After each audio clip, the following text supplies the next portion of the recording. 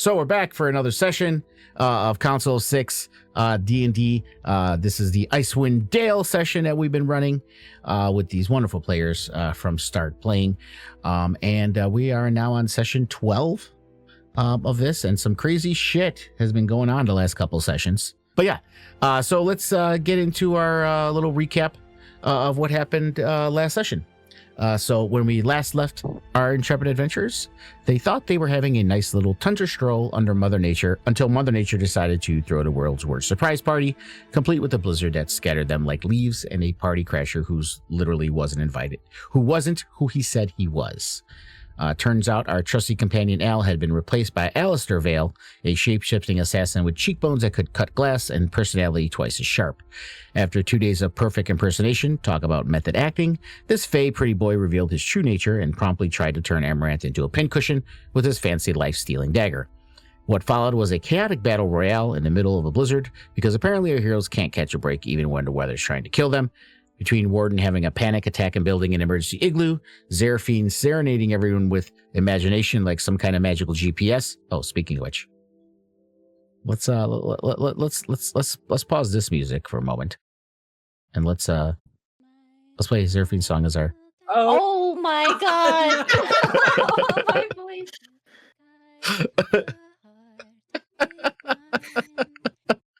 Oh my god, it's playing in Forge. Yeah, that was her singing it. But actually, what I wanted to put in was the melody that I made off of it. So let's put. Oh my gosh. Okay, let's see if that did. That was very pretty. Yeah.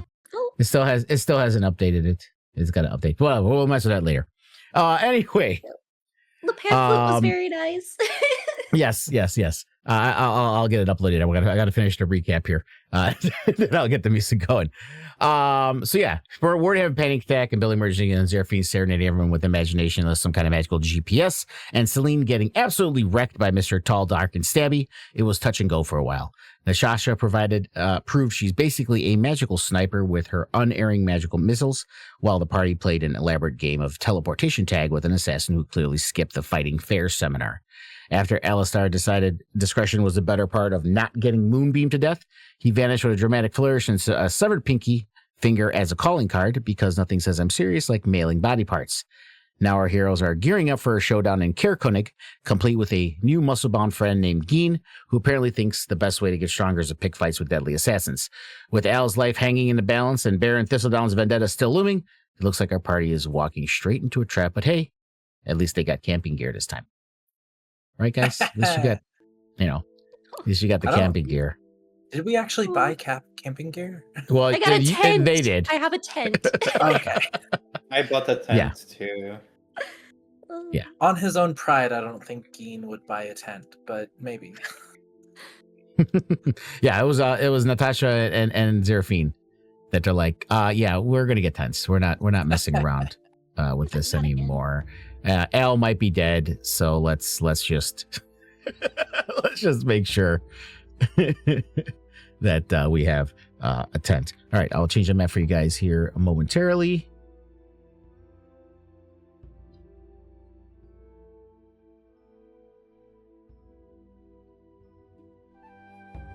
There we go. That's the music. That's what I was trying to get in there. It's very pretty. Yes. All right, so you guys were just arriving in Bryn Shander. Last we left off, you guys had done your long rest. You spent the night and discussed some stuff in Tourmaline, and you all were making your way to Bryn Shander, and you had just arrived. And here we are. Let's unpause this for you. Let me put you guys on the map.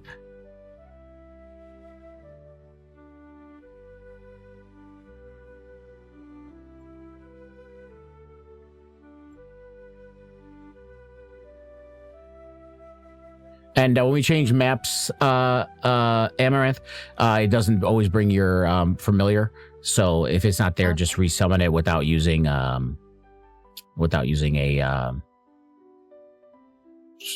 spell slot. Yeah, thank you. Oop, I got 2 Amaranths on her. Will do. Okay, so that's everybody, right? 1, 2, 3, 4, 5, 6. Yes. I believe so. Okay, so you guys arrived in Northlook. It was like a 7.5 hour trek from Tourmaline, so it's about 2:30 in the afternoon on the 11th of Hammer as you arrive in Bryn Shander outside the Northlook.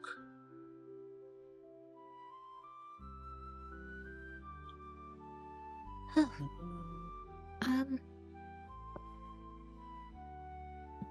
Okay. I'll get out the lantern and I'll look at Warden. I'll just go, Warden, the Doinga, is it still, within you, I suppose? The chalupa is in the toaster. As As it long as it toast bounces it'll out. be fine. It opens up the little containment, and a little door, and opens up. See? Nice and toasty. Good. Start making our way towards the inn. I will just bring the Chewinga in the end for now, so it's there. And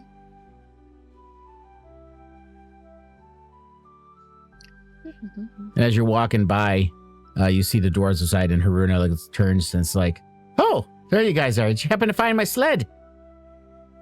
No. No. Oh, well, that's a shame.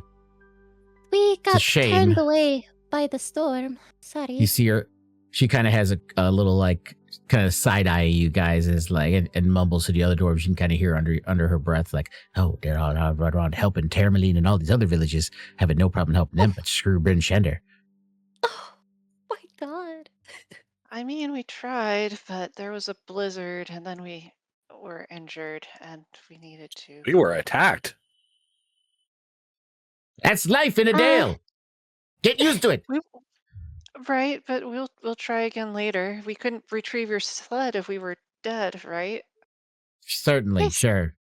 sure. Whatever you say, sure. We- I guess we promise. poor old Ubuk can just remain buried in the snow out there. That's dead. I understand.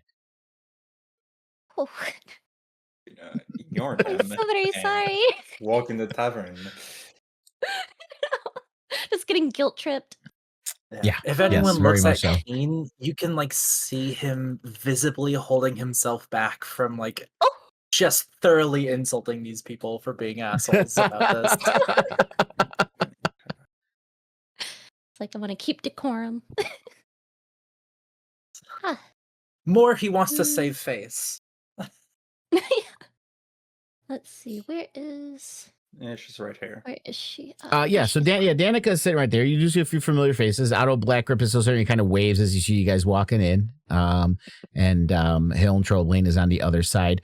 You do see there's an elf bard by the fire as well, who's kind of singing and doing some music as well over there. And as Danica sees you walk in, she sees, "Oh, well met. Oh, you guys have a return. Oh, my. And she immediately, her eyeballs go to the Chewinga who's bouncing along next to Warden. Warden, are you outside or are you coming in? Oh, yes, I am coming in. Sorry. Okay. I just want to make sure because the Chewinga is kind of following you. So I just want to make sure. So yeah, the Chewinga next to Warden. Oh, is that, may I? Warden takes it from his back and holds it in 2 hands like a cup. Okay. And she looks This at is it. the chalupa, nice and toasty. Oh, yes. Not sure what the chalupa is, but that's not what this is. But oh, never mind. And she does kind of gingerly pick it up, and it kind of looks at her. It looks at Warden first, the Chewinga, like asking if it's okay. The chalupa looks at Warden, asking if it's okay. Yeah, because Danica wants to pick it up. So yeah, Warden's going to stare blankly at it as if it makes sense. like not interpreting it at all. It's just gonna stare blankly and waiting. Okay. It does. Let me. He'll do that for about a few minutes. Insight. Yeah. Let's. I also think this is Geen's love first it time understood. seeing the chalupa. Yeah, And so it he's would going to be. take a second to look at it and go, so this is why we took our detour. I see. Yes. It is my friend. I write it letters. It does not understand. Al understands. Wait, no, that is wrong now. Ow. Yes, so here's the chewinga, Al and the doesn't. lantern. Al doesn't. Al doesn't understand. Yeah. So it takes a look at it, and it jumps into her hands happily, as it does have a pretty good wisdom, a little insight, and it seems to understand what Warden is saying. So it jumps into Danica's hands. She's like, "Oh my, this is just spectacular! Oh, little thing, would it okay if you stay with me for a little while, so I can study? I will treat you with all due respect and make sure you are comfortable the entire time." And it kind of looks back at Warden, and looks back at her, and it goes, like it just kind of nods, okay. But before it does, it jumps up on Al's shoulder. And all right, I keep saying Al. It jumps on Warden's shoulder. Okay, I'm like, Not Al. Yeah. I don't know why I keep saying Al. My hands just. I think we've been talking about Al so much. We miss him. That We miss him, man. yeah. well, he's fucking dead. I don't know what to tell you Yeah. guys. So so I guess yeah. So it you see it kind of looks at Warden, and it touches you, and you see this little coin like appear in your hand, and what you get, and it doesn't seem like it's an item that I can pull out of a compendium, but it's a charm of heroism. Oh, I don't know what that means. What it's called. And I will find it because it is here somewhere. It's not, the description of it is not in my notes, so I have to look it up here. Charm of heroism.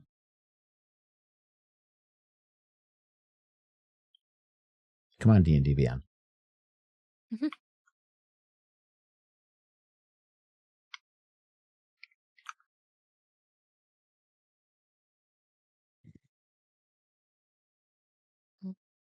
It is taking its sweet time.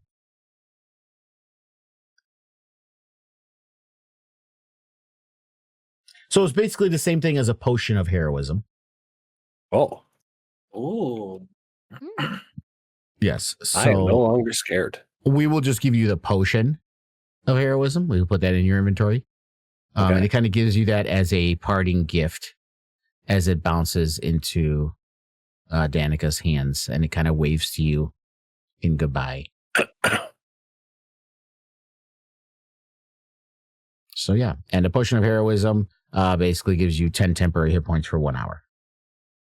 Cool. It's pretty good. Yeah. Oh. And she's like, "Oh, thank you guys so much. I'm so just aghast that this was actually, maybe aghast isn't the right word, but just so happy that you were able to bring this back here." And I will definitely, and yes, you can keep that lantern, of course. I'm especially after everything you have done here. I'm more than glad that happy that you can keep that in your person. So that's not a problem.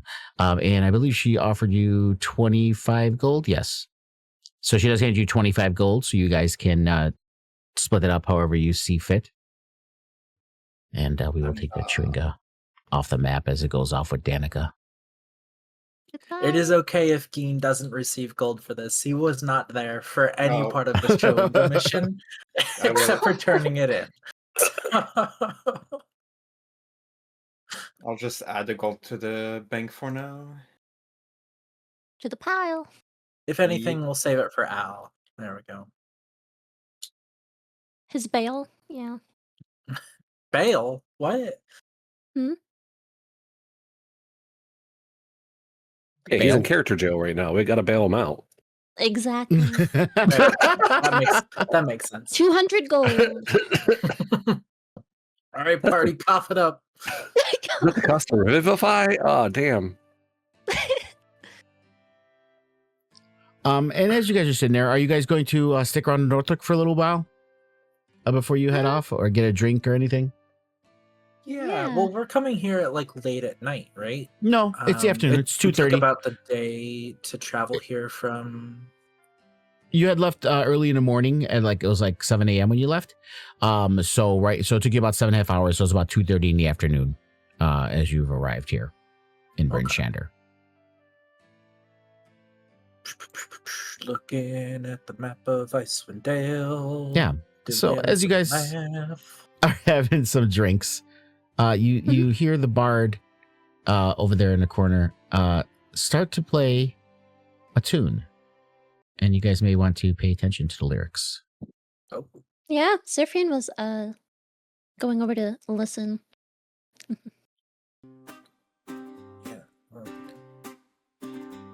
Oh. Keen for a moment was intently studying Warden, but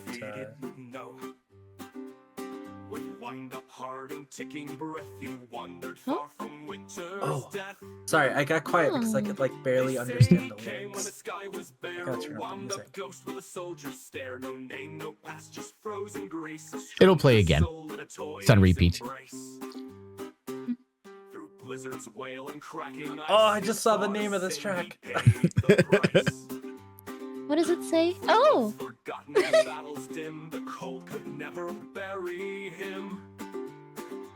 The light once flickered in his chest, a holy flame long laid to rest, but still he knelt on broken gears and whispered prayers no one hears.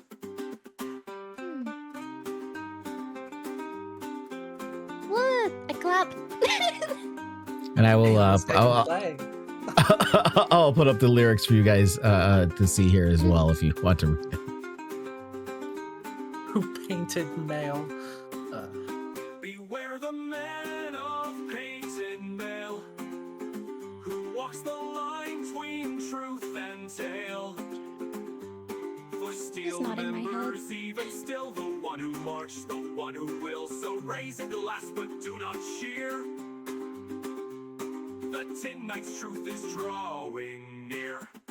And when his winding starts to slow, the past will speak from under snow.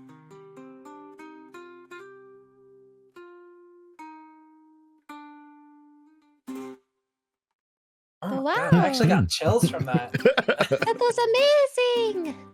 The Tin Knight who marched from snow. So you hear the song playing about a tin knight. I wonder who this is about. Ah, it could be anyone. They say he came when the sky was bare, a wound-up ghost with a soldier's stare. No name, no past, just frozen grace, a stranger's soul in a toy's embrace. Through blizzards, wail, and cracking ice, he sought a sin, he paid the price. For oaths forgotten in battles dim, the cold could never bury him. People are just bouncing along to it. Typical good night here in Bryn Shander.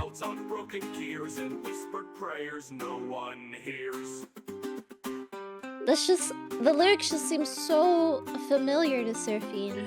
There's something about it. It's like, is this about someone she knows? I guess. But she can't really put her finger on it. Mm-hmm. And she's gonna try to make an insight check. Okay. Just on this person in general. Yeah.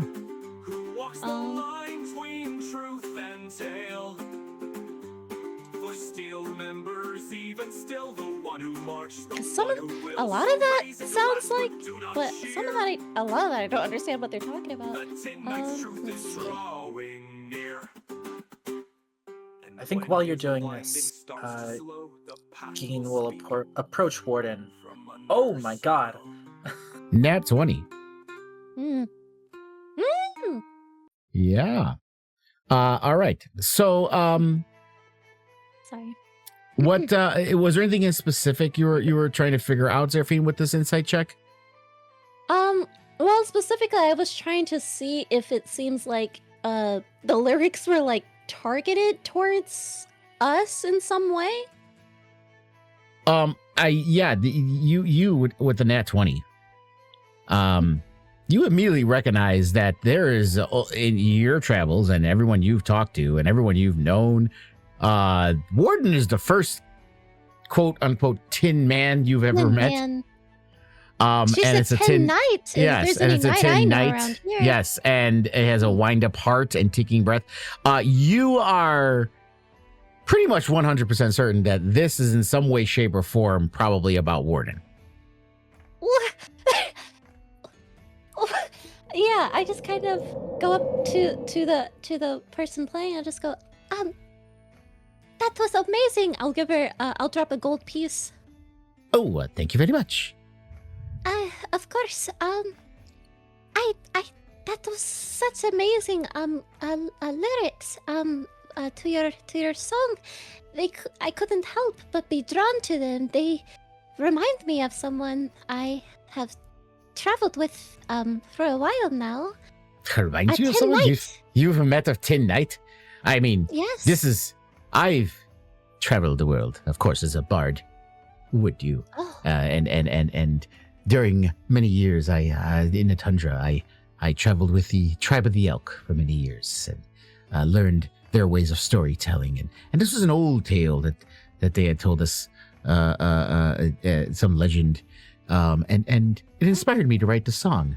So it's kind of a variation, if you will, because far be it by me to steal anyone else's intellectual property. Tribe? But yes, tribe of the elk. One of the Reghed Tribe Glacier of the tribes. Yes. Ah. Some old tale they had, so it inspired me to write this song.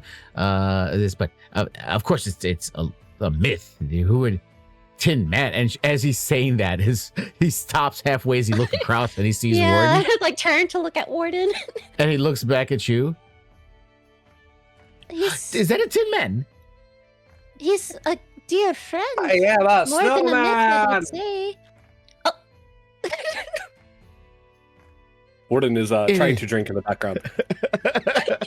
I am the snowman, just on the floor, liquid all over the floor. Warden, give me an insight check, Warden. Ooh. Mhm. Yeah. Yeah. Oh, wait. Oh, there it is. Not going to be great. Good enough. All right. So after hearing that and going off on your own little rantings about being a snowman and stuff, and Zerfine's talking to him, it took a minute, but the words start to kind of seep into your ears, and it this will trigger some kind of memory flashback for you, whatever that is that you're choosing, however you want to do that. Oh, I see. I think Warden will be like very still for a moment and just look at the party and look at the song, the singer, sorry, of the song, and just look back and forth between what is the singer and Zir, and just there's an expression of confusion over his face, and it just gets like he almost stops, and you can see the gears kind of like that are visible sort of like spinning a little bit faster, and then the like key in his back starts slowing down and everything just comes to a halt. And he just says to Zir, I do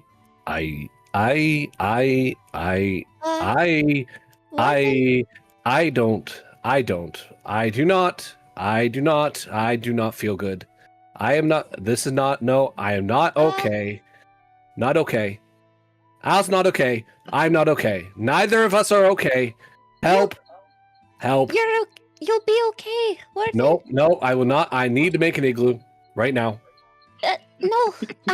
I am outside. Don't I am in the run snow. away. No. Help. Please help. But he's not shutting down. He's just burying himself, though. Yeah. Yes. He's just like preparing. The I just bard, turned by the back way, at just the runs bar. to the bar Yeah. and pretends like gonna get a drink. She's gonna pretend he has nothing to do with this. I'm just going over here getting a drink. I don't know what's going on. He does that sometimes.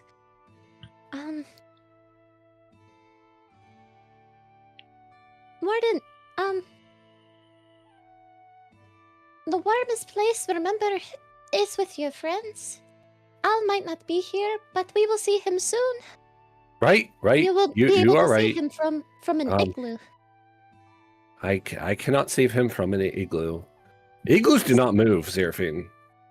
They do not attack. He is safe They from the cannot igloo. fight for your friends. Oh, I see. If I'm in the igloo, he will not be helped. I see. I get it now. Yes, I was yes. confused. I misunderstood. I thought the igloo was attacking. No, I get Warden. it. Igloos do not attack. I look at the key on his back. Mhm. It's just normal. Oh, that's up to Warden. Warden Road. It's just like Also- really slow, not like stopped. It's just like slowing down. Hmm. It's very erratic, I would say. Perhaps let's go stand by the fire with our L, yes? Yeah, fire. No, I don't want to go back into the fire. Do not put me into the fire, please. No, just to warm up, Warden. It's okay. Oh, I've never done this before. I'm not the key person. the forge is ready. I'm gonna The forge is ready, sir. It's hot. The fire is hot. The I'm forge gonna is try ready. to turn the key. Oh, zip. I am ready. I am ready to go in the forge. It's okay. You can put me inside. No, come on, Warden. I won't put you in any forge. Oh, thank You're you. safe here. Come on. Oh, good. I do not want to be unsafe. I like igloos. I do not like being in the snow. Why do you take me into the snow? Hmm. It is not safe. It is not fun. What if Al's in the snow? Al is frozen. Al is a snowman. I am a snowman. All right. Warden. We're gonna stay here for longer, or are we moving on? I'm moving on. I'm moving on into the snow. Right now, Warden will proceed to run outside. No. And just to give you guys an idea too, so you're prepared to find out what you want to do. So the next town you'd be heading to would be Caer Dineval on the way to Caer Konig, and the road from Bryn Shander to Caer Dineval is a 10.5-hour walk. So Okay. you could leave now. You'd be arriving there around midnight, late at night, and you'd probably going right to a long rest if you want to when you get to Caer Dineval. I That's think good. Ian would speak up at this and say,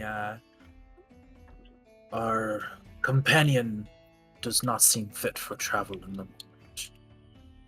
It seems wise to settle for the night, and maybe he can come to his senses. I suppose you're right. I have something to ask to the rest of you. We've been saving up some gold, and I wanted to ask if I maybe use some of it so I could buy some component for a spell that would be really useful to all of us.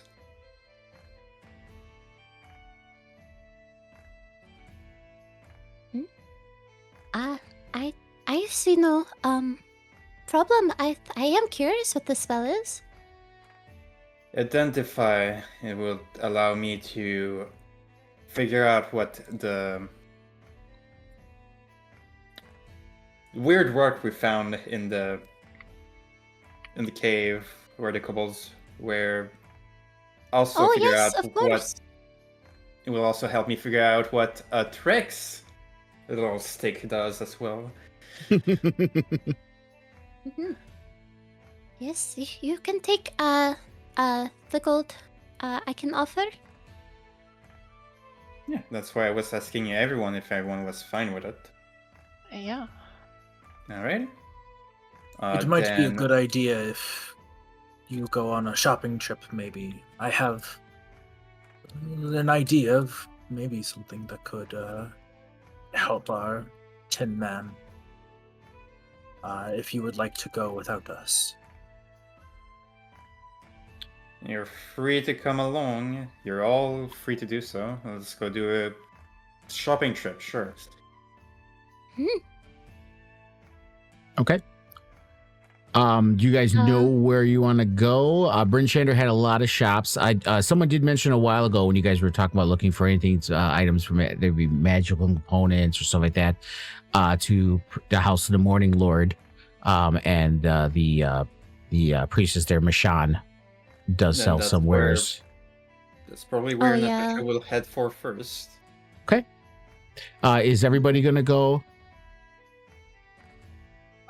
I will probably catch up. I did want to check in with Scram Sacks on my knucklehead plaque. That's right. Yeah, Oh my that's God. right. I My completely forgot plaque. about that. Yeah. And I believe you did pay for that already ahead of time, didn't you? I think it was. Yes. Oh yeah. Yeah, so go up to Scram Shacks and he sees you. Oh, welcome back to Bryn Shander. It's been a few days. How have you been? Well met. It has been quite a journey, but I'm happy to have survived it. To come back and hopefully receive a grand Yeah. plaque. He kind of winks at you. I'm glad you mentioned it. And he goes underneath the bar and you see him lift up this plaque. It's on a varnished, stained and varnished walnut. Very, very, very finely carved background. The trout looks in perfect condition, just like you got it. The large knucklehead in the front looks like not quite as big, obviously, as Old Bitey, which was a tremendously large fish. He's like, I did try talk to some people to see if I could make it do what Old Bitey did, but unfortunately, I couldn't. Thank you, though. This is still just as wonderful, and it is. I'm so grateful. Your work is more the best thing I've ever seen. Yes. Yeah, it was my pleasure to do it for you. It's all yours. Hey, I'll take that. I'll probably just make something. Yeah, you can. Yeah, if you want In my to inventory. create an item for your inventory, you can. Cool. Other than that, I'll probably go ahead with Natasha. Okay. All right. So you guys kind of make your way through Bryn Shander, relatively large town, and you find the House of the Morning Lord, which you kind of know it's located near Bryn Shander's Northeast Market Square. It's a modest converted house that serves as a gathering place for the worshippers of Aminatar, god of the sun, known to take both male and female forms. And a retired human adventurer named Mishan has become a priestess of Aminatar who runs the shrine. And you guys are free to enter. Feel like you see this building. Like I said, it used to be a house, but it's kind of been converted, and it looks pretty amazing. It's 2 stories. You see large windows on the sides and the back of it as well. Gordon is rolling up a giant ball of snow towards the shop, and he stops right in front of it, and he sort of like gets ready and like squats into the snow, and you can see like he pulls out a top hat from the back of his toaster area from the hat collection that he had acquired earlier, and puts it on top of his head and starts like progressing into full snowman mode. Oh, There you go. no. All right. Perhaps resting after shopping is a good idea. Can I just look at Warren doing all this and just start singing Frosty the Snowman? It's so fitting. It fits. I love this song. Yes, so much. Hate, love it, hate it. Like a pendulum over here.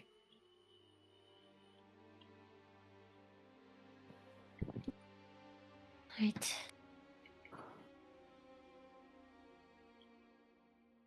Oh. Oh. Yeah, you hear some magical chimes as you enter, or I should say, spiritual chimes as this temple. Oh. I'm not sure what I was expecting, but it was definitely not this.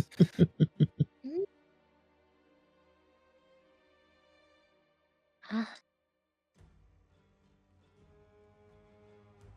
As you walk away, you do see walk in. You do see a little more older woman, dressed in blue robes.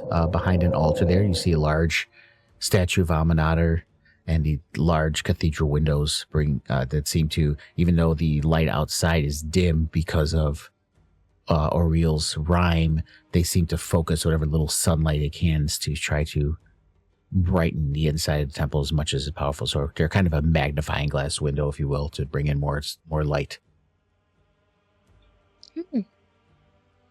Oh, welcome to the House of the Morning Lord. How can I help you? She says as you walk in. Well met. Well met indeed. Well met. I was looking for some particular components for the casting of certain spells. Oh, well, I can help you with that, definitely. She starts rummaging underneath the altar to bring her wares out. And as she's doing that, she's like, and you can see her head pop up every now and then. She's like, yes, I can definitely get some stuff off of you. And would you like some pamphlets on our Lord and Savior, Aminator, the Morning Lord? Some God. It's what I would really, really, like to spread the word if you're interested in hearing. And she kind of just slowly brings out her wares. You could hit that shop button to see what she has to buy stuff. Sure, I'll take a pamphlet and I'll give it to Trace. Okay. Oh, whoa. That's expensive. Magical items tend to be very expensive. Is anyone saying this out loud, or is this all internal dialogue? Seraphine says that out loud. Oh, wow, that's Okay. expensive. Well, the temple runs purely on donations and whatever money we can bring in from items, you see. So it goes all to a good cause, I see you have some pearls for sales. I am looking for yes. Yes. You're selling them 25 gold a piece? Well, the going rate in Waterdeep is 100 gold pieces for a pearl. So I'm selling them at a very large discount. Yeah, that's a bigger discount than I imagine there being.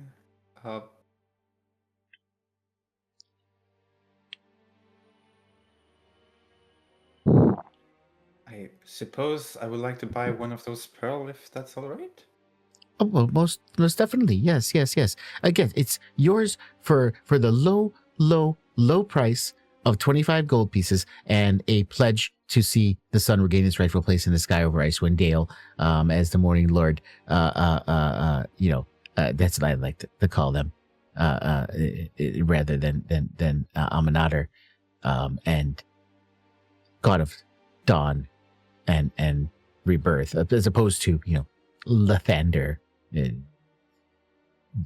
You're a usurper of Aminator's light and doesn't like it. I don't like it when people confuse the two deities, because you wouldn't do that, of course, now, would you? You would confuse Lathander with Aminator. Yes, of course. And she pulls out another little form of paper. It's like, you could sign your name right here and pledge your fealty to Aminator. The pearl is yours for 25 gold pieces. Do you know of Celestian?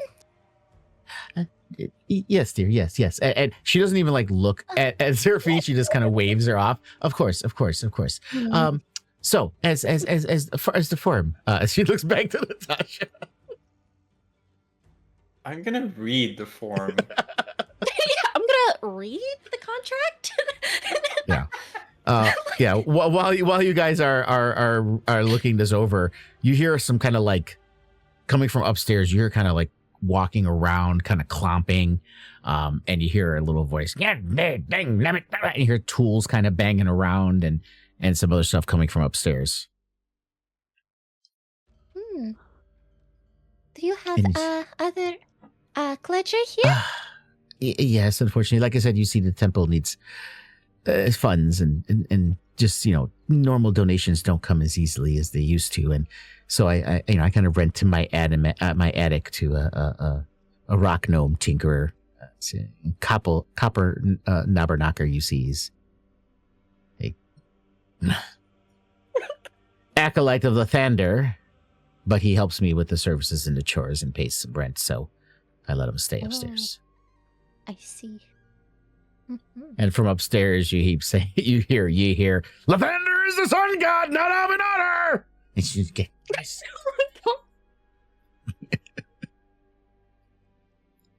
Do you think perhaps he would have some powdered iron available? he is a tinkerer, so I wouldn't see why not. He might. We'll go see. I'm looking at Natasha, still looking over that that sheet. It's crazy. I'll just If you want to go upstairs, you can just go right up to that other. Just click on that stairs, and it will take you upstairs. And we will take a look. Are you just reading that over right now, Natasha? What was that? Are you just reading that over? If you're still reading it, I'll go upstairs with Zerfine while you're reading that. Yeah, sure, that's fine. Okay. All right. So as you walk upstairs, Zerfine, to the attic, you kind of see not a huge space. It only takes up half of the second floor of this house, but you see it's kind of low light, but you see a lot of workbenches and tools kind of scattered everywhere, and bits and pieces of metal and leather, and this kind of gnome just kind of walking back and forth between. And he turns around. Hey, what do you want? Well, Ned. Sorry, I was talking to the Elmater priestess downstairs. I was told you were a tinker of some sort. I was seeking, and I meant to say not powdered iron, powdered silver. Sorry. Okay. It's okay. Yeah. As you're looking at him, he seems kind of funny. He's a gnome, so he's a little bit shorter than you, and you're noticing that he's in a fuzzy suit and a hood that apparently looks like he made himself. As you can see, pieces of stuff around, and it looks quite warm, and it kind of makes him look like a little teddy bear. I like it. And he hands out a little grubby hand, and he's like, Copper Knobbernocker's the name, and yours name? I am Zerfine. Well met. Copper. Well met. Copper Knobber Knocker. It's not that complicated, lady. Yes. Copper Knobber Knocker. I'll just hear him yelling upstairs. Yes, everyone else hears this yelling, by the way. Copper Knobber Knocker.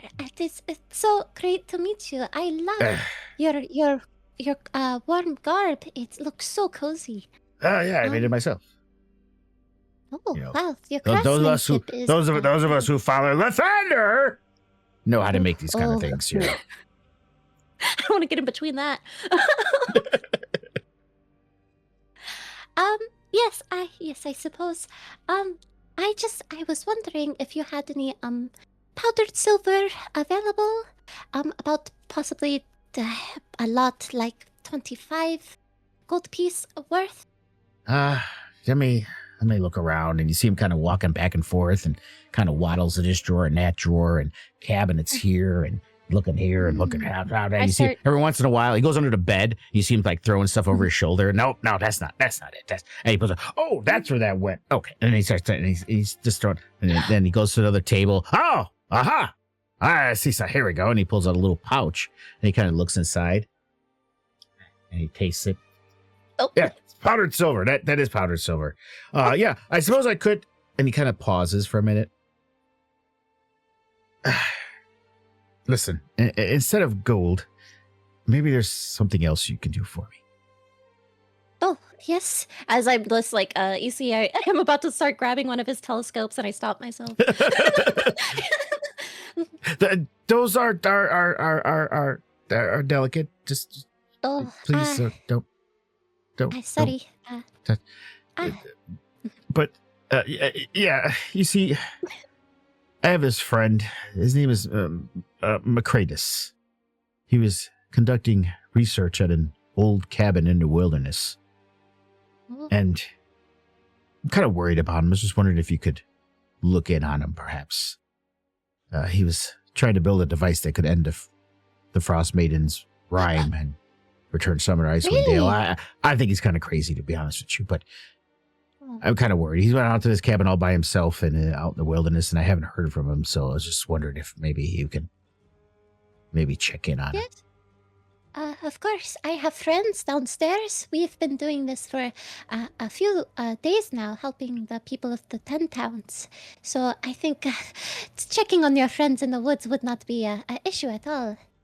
Oh, okay. Yeah, and he kind of hands you the pouch. He's like, look, you seem like the trustworthy sort. So if you give me your word that you'll check on him, I have no problem giving this to you. Of course. Macradus, was it? Macradus is his name, yes. And he goes, do you have a map on you of Icewind Dale? No, but I have a good idea of landscape, but I'm not sure. He's like, never mind, hold on. I me see. know. I got Outlander. That's about it. Yeah, excellent memory for maps and geography. That's about it. He waddles back over to another. He waddles back over to another cabin, and he's kind of looking through some stuff, and he pulls out a map, and he marks it for you where it would be. So we'll start giving you guys a new map actually for that. Ow. Okay. And I realized something while you were talking, by the way. You do such a good Brock from oh my god, God of War. Oh, okay. Like Brock and Sindri, the two dwarves from that game. Oh yeah. You sound just like Brock. Oh, actually, Really? yeah, he does sound Yes. exactly like Brock. Yeah, I love him. Oh my Okay. god. Aw. Okay. All right. Uh-huh. Yeah. So yeah, you could. So you see, Oh, whoa. right here where it says Black Cabin. That's where that's where he marked it, just Way up north of north. Lonelywood. Yeah, north of Lonelywood. Oh. So that's where he marked it. Where that That's a little where off. that cabin's at. Ways away. But hey, he mentioned something about ending this, so it's definitely on my radar. Mm-hmm. I want to go there. Yeah, I'd be more It is a than ways away. appreciative if you could do that. Of course, and thank you so much. I am so grateful. Yes, my pleasure. Thank you. I hope to see you and with good news. Of course, and he shakes your hand and may Lathander be with you. He yelled down the stairs, I quickly make my way down. and from downstairs you hear, "He's a false god." Oh my god, I'm not associated. Celestian is cool, guys. Anyways, So Natasha, have you looked over the document? As you look over the document, Yes. there's a lot of legalese and stuff in there, but it doesn't seem very expertly written, like it's purposely meant to confuse or anything like that. But it is basically asking for your unending fealty and loyalty to the god Amanatr, and to at all times denounce the god Lathander. All right. Do I feel like there's anything magical about this paper? No. You don't even have to do a check for that. It just seems like a regular paper. Your knowledge of magic already tells you that there's nothing magical about the paper. You're not signing anything magically binding. I will then sign it so I can get the disc. Oh, yes, thank you. And you see her, she grabs it from you and she looks it over, sprinkles some sand on the ink to make sure it dries, blows it off, and pulls out a drawer. And you see there's only one other sheet in there. And she puts it in there and puts it back underneath the table. All right, I will then buy the 25 gold piece. Yes. Pearl. Purchase. Yes. Don't even have to use party gold for that. Yeah. And as you do that, give me a perception check, Natasha. We'll give you a perception check. DC 12.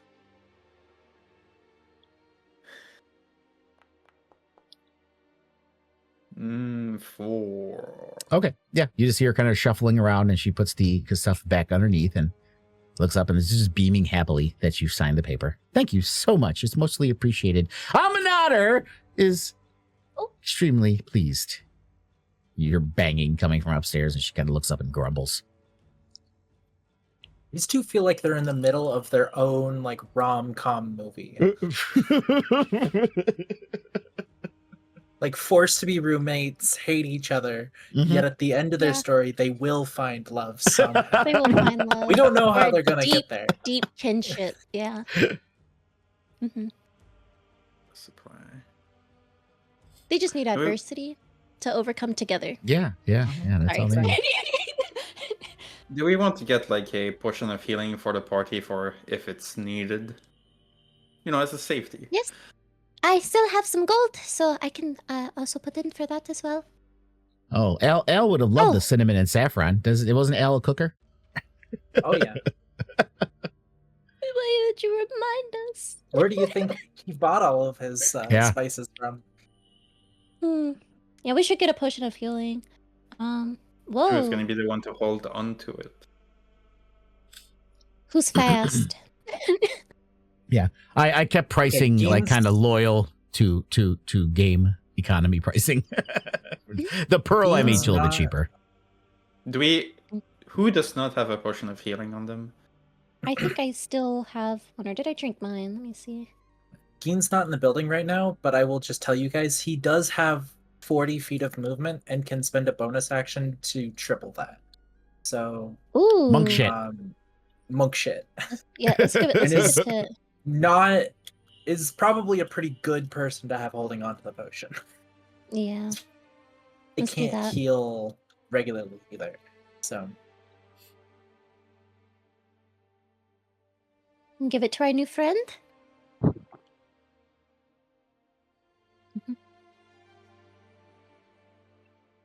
Okay. And I'm gonna have Michonne to looks at you order- and she's like, and I do regularly try to stock components for important spells. So if you ever need anything, feel free to come back. I do rotate the stock as much as I can. Thank you.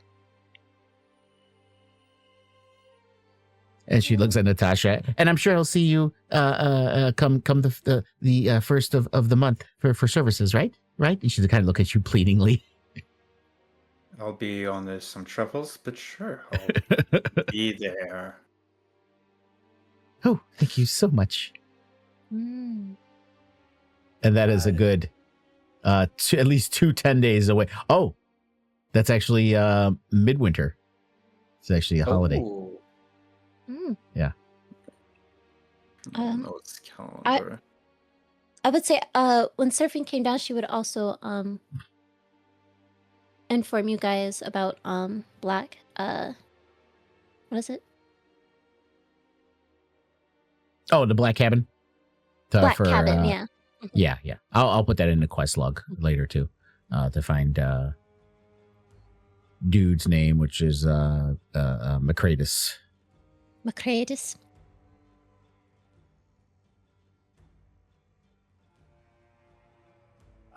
While everyone's been inside, by the way, Geen was outside with Warden, Hmm? and would have approached him saying, "You seem troubled." Oh, Moby's muted. So if he doesn't want to, if he can't do a thing right now, He said, I won't. I didn't "I'd even rather realize not." that. He was Talk muted. to the hand. Ma'am. Your Ma'am. mind seems muddled at the moment. If you wish, I may have something that could help you in this moment. If you would like to come with me. Ma'am. It is not a snowman. But I am a snowman.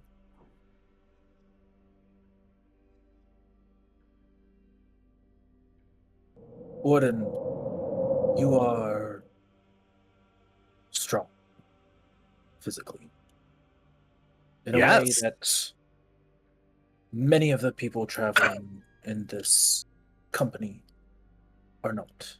I recently got stronger. And it is on those who are strong to protect those who are weak.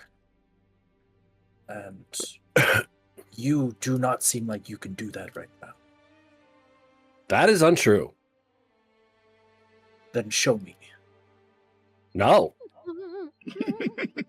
I have no obligations to you whatsoever. No. I just met you. You're not even my friend yet. Have you tried being my friend? No. You're not L, goddammit. I don't owe you shit.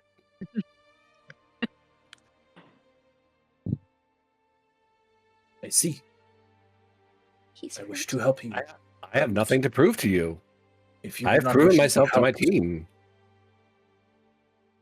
then I will not. I guess that being turned down, he'll walk away. God damn, I didn't expect that.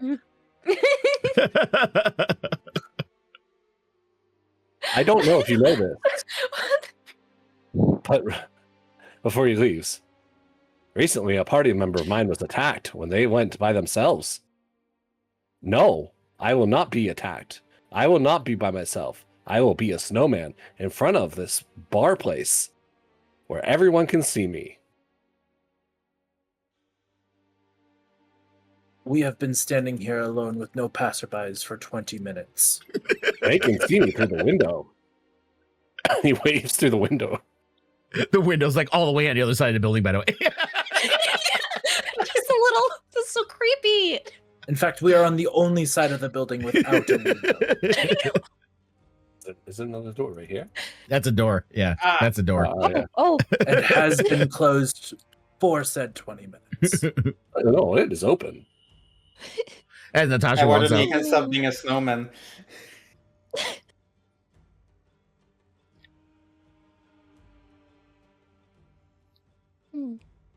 Damn, yeah. I know we are on our mission for Al, but as we have been helping the people of the 10 towns, and I just got a huge discount on this bag of powdered silver, I should say we could keep Black Camp on our radar.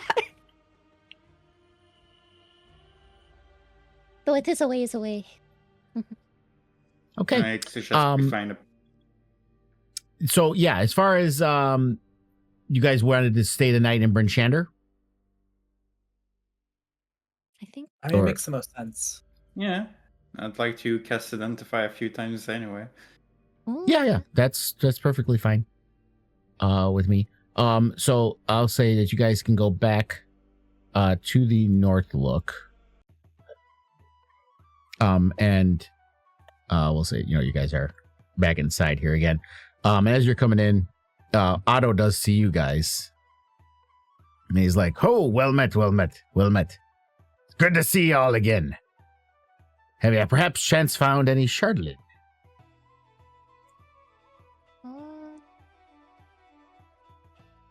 Chardolin. You have Pretty not. sure That the was- Islanders know.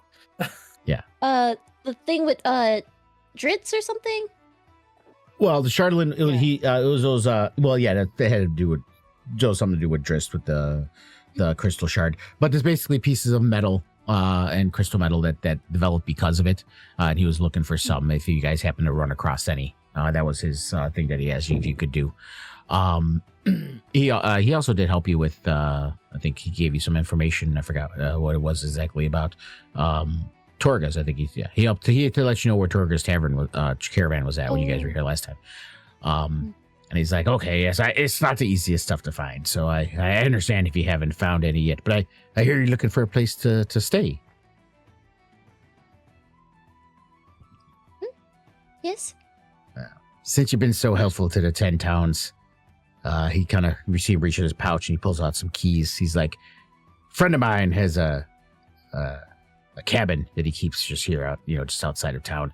Instead of having to pay for lodging here, and since you guys have done so much for the 10 towns, you can stay there while you're in Bryn Shander. Oh.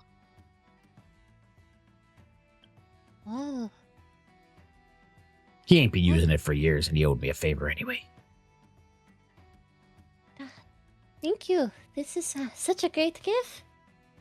Don't trust myself with the keys because I already got a lot of stuff going on. Give them to Natasha. Alright, I guess I'll hold on that as well. Or maybe Amaranth? No, I can hold You on get to the it. key? Give it to me. Oh, yeah. Give it. oh, hand it over. Yeah, so he gives you the keys, and if you guys want to make your way over to there, we will open up that map as he gives you directions. It's just right at the edge of town in Bryn Shander. I would like to see this cabin.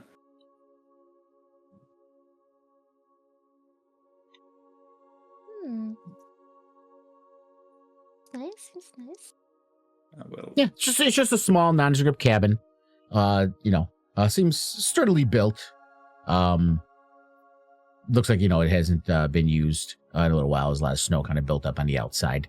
As you walk in, looks pretty simple, Natasha. The first room, you just see there's just a simple table. There's a hearth to start a fire if you'd like. And there's a door which probably leads to some bedrooms. Yes, there's a large room in there. So many warm beds. It is quite dark inside. Yeah, somebody can. Yeah, you guys can light a up fire the if you'd like. fireplace. Oh, right. There's a fireplace, and then you saw those an oil lamp on the table in the kitchen, and an oil lamp in the bedroom, so you're able to light those. There's a stove also in the corner if you're going to cook anything.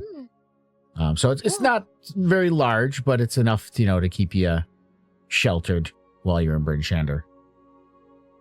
The people It of looks 10 looks towns pretty are empty. So generous.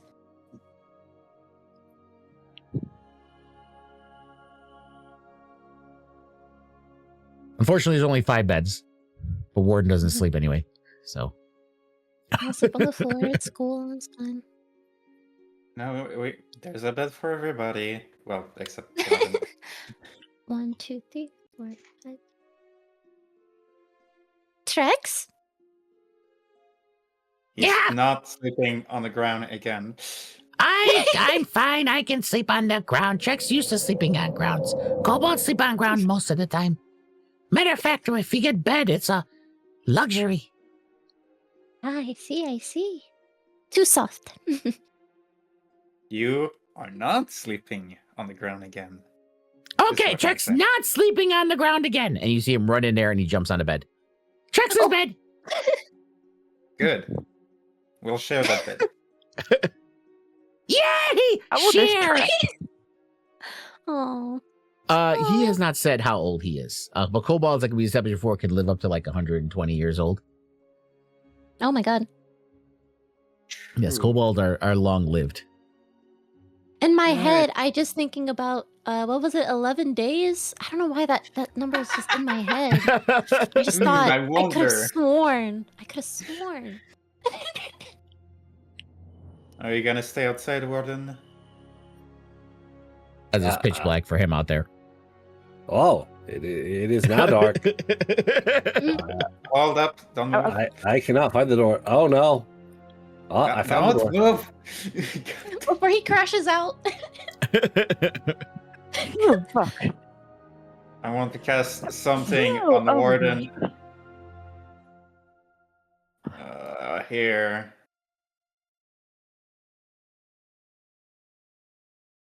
Oh, that's a weird. I don't. Base? I can give you light now. I'm inside found now. some magic. I can see. You are light. By the way, now with the It's in fire, dark. the fire and the oil lamps, and now Warden lit up with light. It is incredibly bright inside his cabin. Just so y'all know, you are like it's like super bright. As you're doing that, Okay. Trex runs up, slams the bedroom door closed. the door. Yeah, I was about to say, close the door. Where are the tools for this? Seraphine is in bed, reminiscing on that time she was 60 years old. Yeah. It's been a Guy journey. is just doing laps. Hmm.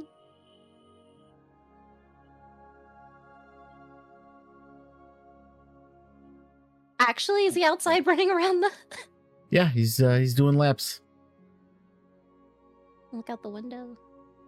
If it's too Amaranth bright, is, I will remove the light for now. But I just wanted to show it off that I can place it on the warden when needed. I saw him run by. Yeah, let's leave him to have him as fun, I guess.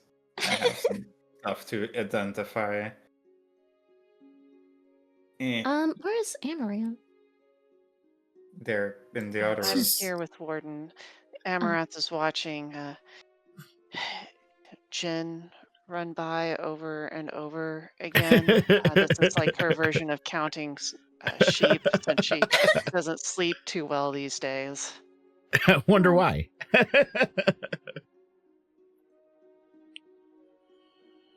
Alright.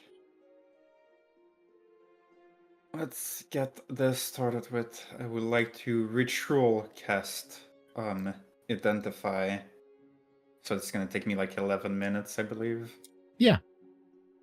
On to the unidentified equipment I have in my inventory. Yeah, the crystal that you found. Indeed. Okay. All right. So sometimes, are you doing this with everybody there, or are you like going off on your own, or? Well, she's just gonna announce I'm gonna identify the thing now, except for any of you want to be around. I'm front and center. Mhm. Yeah.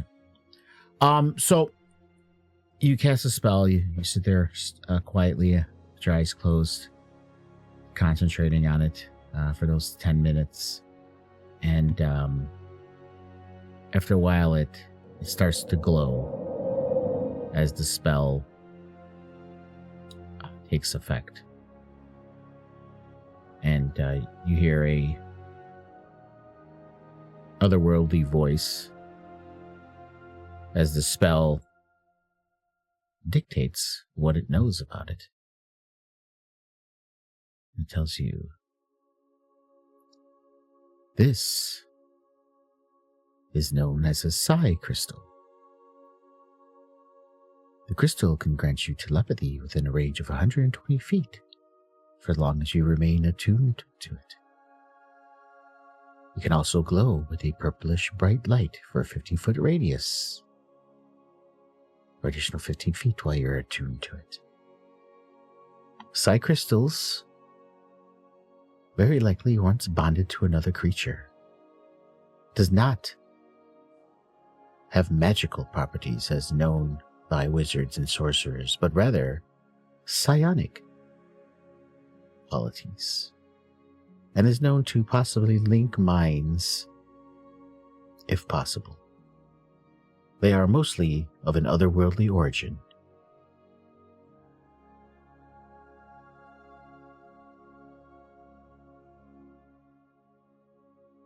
Cool.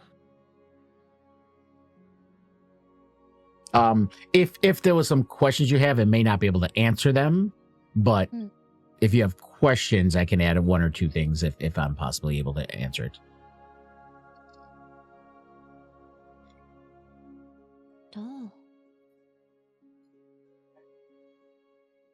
So What does it do? Is it Dangerous? Is it always glows when I'm attuned to it? It says it glows with a purplish bright light. I would say you can turn it on and off. I wouldn't say it would always glow. Okay. Because that would be problematic if I was like trying to be sneaky or something. Yeah. I would say that you can activate it. Okay. And I would assume that in your games, Identify does not specifically talks about curses. No, Identify doesn't tell you if anything's cursed or not. Okay. And that's not saying that it is cursed or not. It's just that the spell Yeah. doesn't let you know if it is. Yeah. Does detect? Does this do it? Let's see.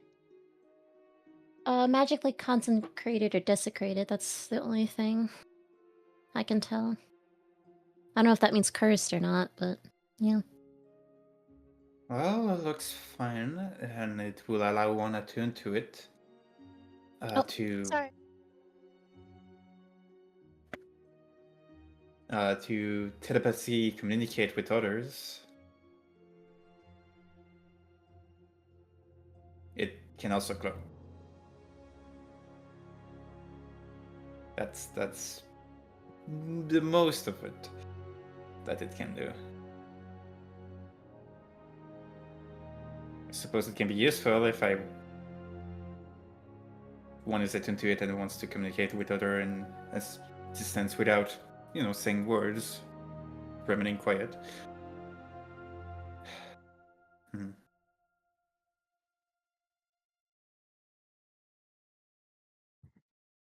Does anybody here have intelligence of 16 and higher other than me? Intelligence. No, I just made sure I didn't have a negative, but I don't have any bonuses.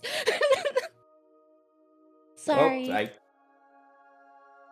Well, Wisdom.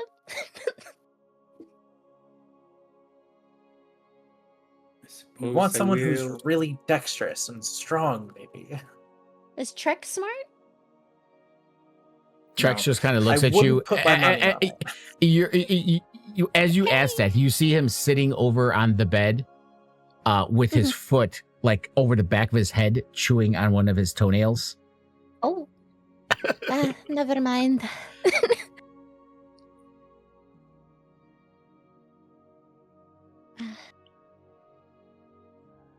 Well, I guess I'm gonna attune to it and see what happens. Well, could detect evil and good determine if it was cursed, or would that have to be? I'm not sure what spell that would be. Remove curse could detect if it's curse. Yeah, I've had a hard time finding.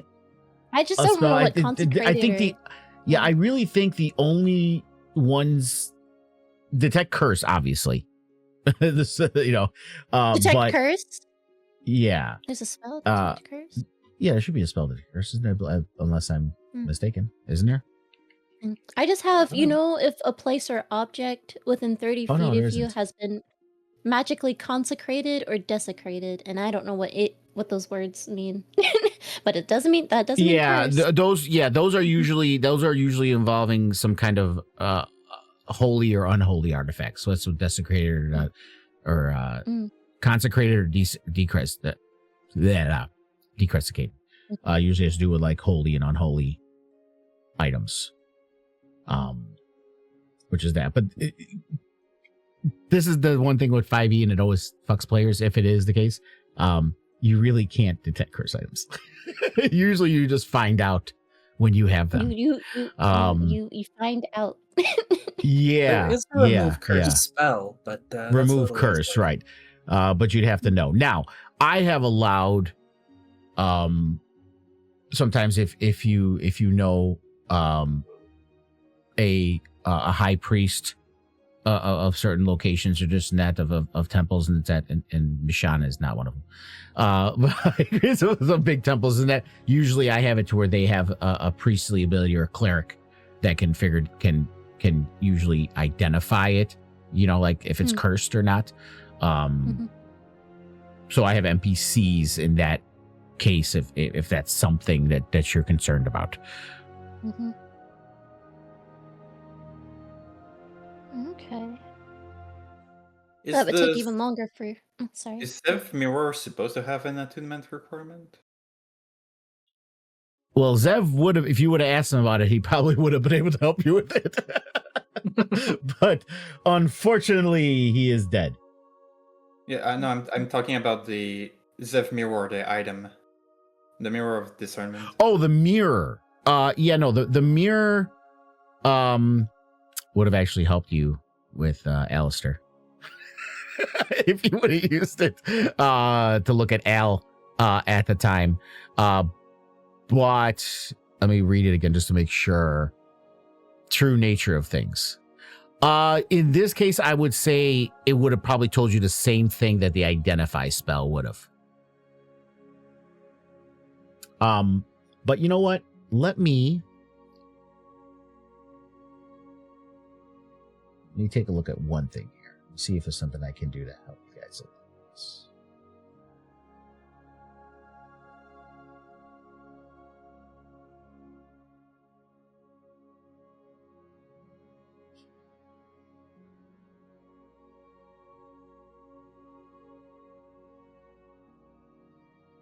Okay, I will let you do this. So you can use the mirror on it, and I will let you do a roll to see if it can do anything. So it's not going to give you advantage on insight, but yeah, I'll let you do an insight check with it. So you can do insight with advantage and see if the mirror can tell you anything about it. This is going to be a pretty high one. It's a DC 16. All right. So at advantage, I get?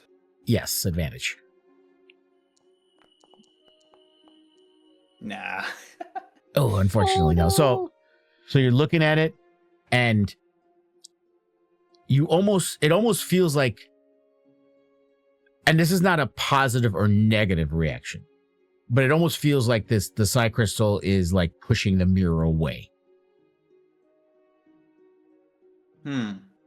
So it's unable to give you any insight into I have the psi crystal. another spell that could help me see if attuning to this will produce anything bad, but I require other components for it. Oh, the life of a wizard.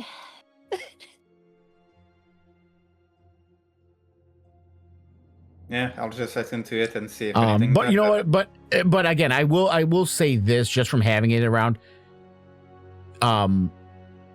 Cursed or not cursed or anything like that, you do feel that this crystal is somehow linked to you. That it's, for better or for worse, it's something that's you found for a reason. Yeah, I'll attune to it, Lunga. Okay. Let me see if I have notes on this or if I'm doing this by the fly here.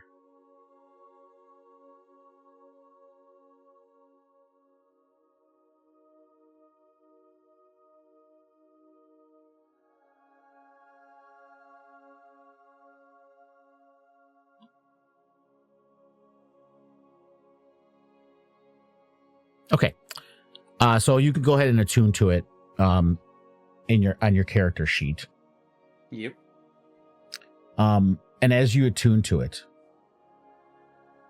instantly your eyes go immediately wide, and you hear this droning,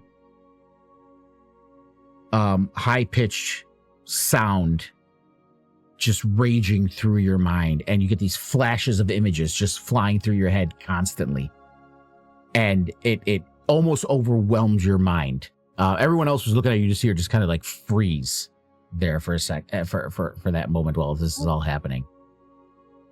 And as these images fly through, you hear certain words that you don't understand. You hear words like id, and you hear shard of Nethril, and you start seeing flashes of images again of a comet shooting across the sky and landing in the snow and exploding. And as that all starts to go down a little bit, only thing that remains is this constant, like every 4 or 5 seconds in your brain, this constant boop, boop, boop. And it seems to be not like compulsively, but you feel like there's a pull to it that perhaps this little radar beep will get you closer to something as you travel.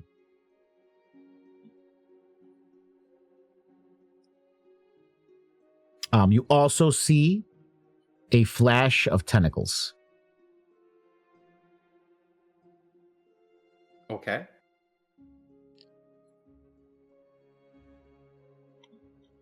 And you do start to feel your mind feel like it's not in control of being controlled by someone else.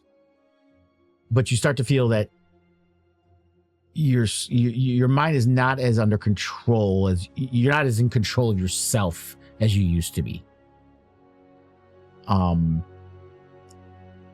So I will say, give me a.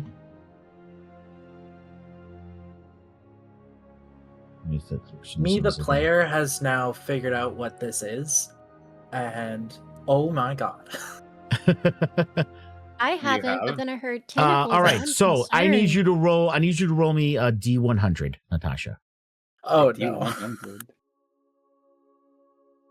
I'm so confused. I'm so scared and I'm confused. That's gonna be a 50. Right in the middle. What does 50. this mean? Okay. I'm going to send this to you over DM, Natasha. Oh, Oh God, no. what is happening? I'm stressed out. I don't want to know. I don't want that all right. information. Even as meta knowledge, I don't want it. Everyone else, by the way, if they're looking outside at Geen, he is I was about to say shirtless, but actually he's wearing so many layers right now in order to like sweat train and like sweat more while he's training. Do you want to be shirtless? And no, well, he wants to be shirtless, but he knows that he needs to be sweat training right now. So he is wearing so many layers. And is currently practicing forms of different martial arts. So you see him go through all of his like jujitsu forms into Yo. karate, and then just As if one he's after been the next watching. after the next, just like practicing against the air.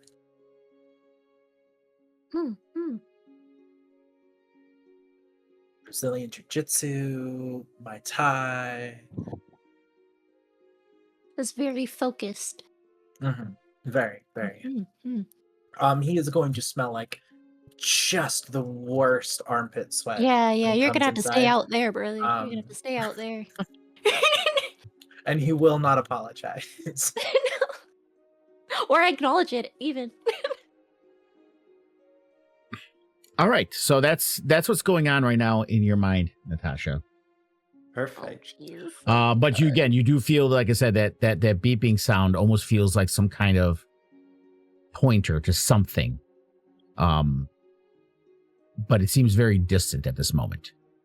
And you do have this sense of that perhaps if you get, as you're moving, it may kind of like pull you in a direction. Again, not pull you like compellingly, like a compass.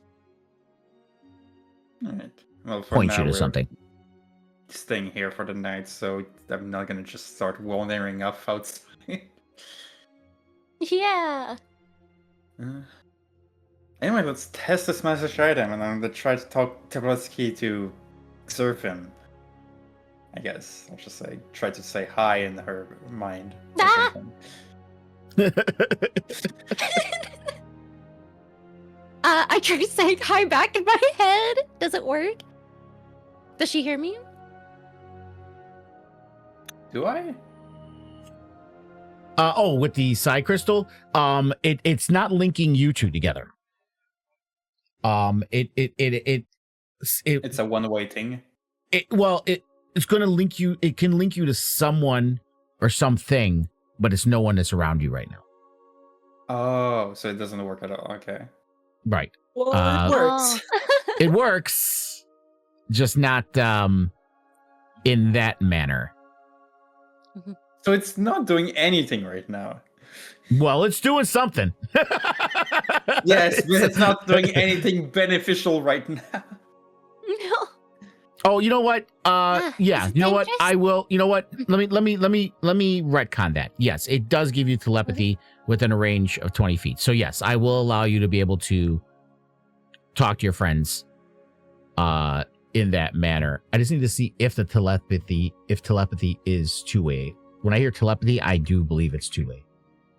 Telepathy, DnD. D&D Beyond.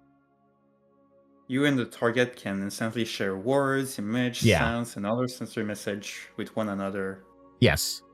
So yes, you do hear it in your mind, Zeraphine. But I will Yeah, say and that I'll- the link only works once Natasha initiates it. Then you can Okay. So I have to initiate it. you have to initiate it, and you think of like you can turn it off, so you don't like it's not a constant link. Yeah, I'm the one in control of this, Yes. not the other way around. Right. I say hi in my head back. But you see my face is looking. I look very scared. But I'm you trusting don't though. see Natasha's lips move, but you get the hair in your head. Well, it seems to be working just fine. She goes to speak again, then blinks and just goes in her head. Is it dangerous? There's a no. It's not dangerous, as far as I'm aware. But okay. I'm just kind of like looking at you with it. Can they speak though? And I say that like out loud. The Trex kind of looks up from chewing his nails. Huh? Oh. You know what? Trex, Natasha's gonna turn around and just in Trex's head. Hi, Trex. oh. And he literally jumps from the bed. What? Huh? What? What? I know it's very strange, but it's okay. It's And just he looks at Natasha. Natasha, and he drops to his knees and starts. Oh no! It's like it's a deity. Goddess! Goddess, speak to Trex in mind. Oh, yes. Omniscient being. Maybe don't. No do longer that, do I Trex. hear. Oh. Do I hear Tiamat? No longer do I hear Tiamat. Only Natasha. I suppose technically that's Laughing at better him. than having Tiamat. I suppose mean- Serpent is dying. He is a Yeah, kobold. she's just so, thinking about like, what if Celestian was just like a person that was able to speak into people's minds, and now he has like everybody worshiping him. That's hilarious. By the way, I'm enjoying all these little other temples and gods and showing up. And poor Seraphine is like, Celestian. They're like, And everyone's yeah, kind of yeah, like, anyways. sure. Yeah, whatever. I guess, yeah. I don't hate him. I Yeah. have my own god I care about. Anyway.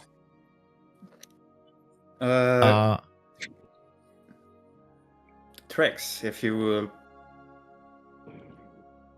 if I could borrow your magic stick for a moment, so I could identify it.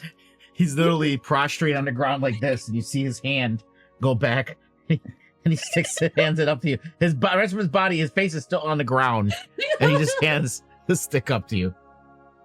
Thank you. I will ignore his whole thing that he's doing and identify it. Yeah, so you take your time doing it, and you hear the voice inside you. I'm not gonna make this long. You know it's a wand of wonder.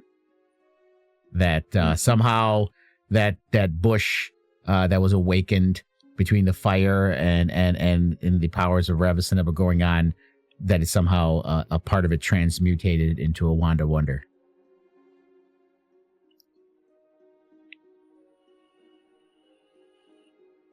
Into a what? Wand of wonder. Mm-hmm. It doesn't so I sound dangerous. I can now go look at what that does, because I've been Yes. holding back on looking at what that does. Like, I saw it in his inventory, but I didn't actually click on it or anything to look what it did. I don't know what that is. You say it doesn't sound dangerous, but he did try to cast Fireball on me. Yeah, As we that's why I'm met. just like, why would they Um, call it Wand of Wonder? You know, I just don't get it.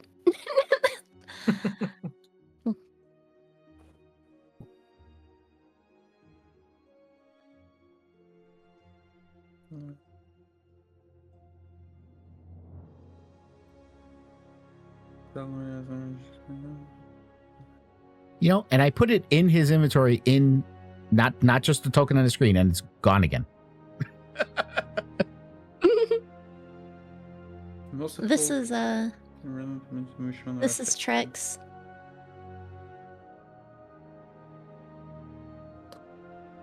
All right.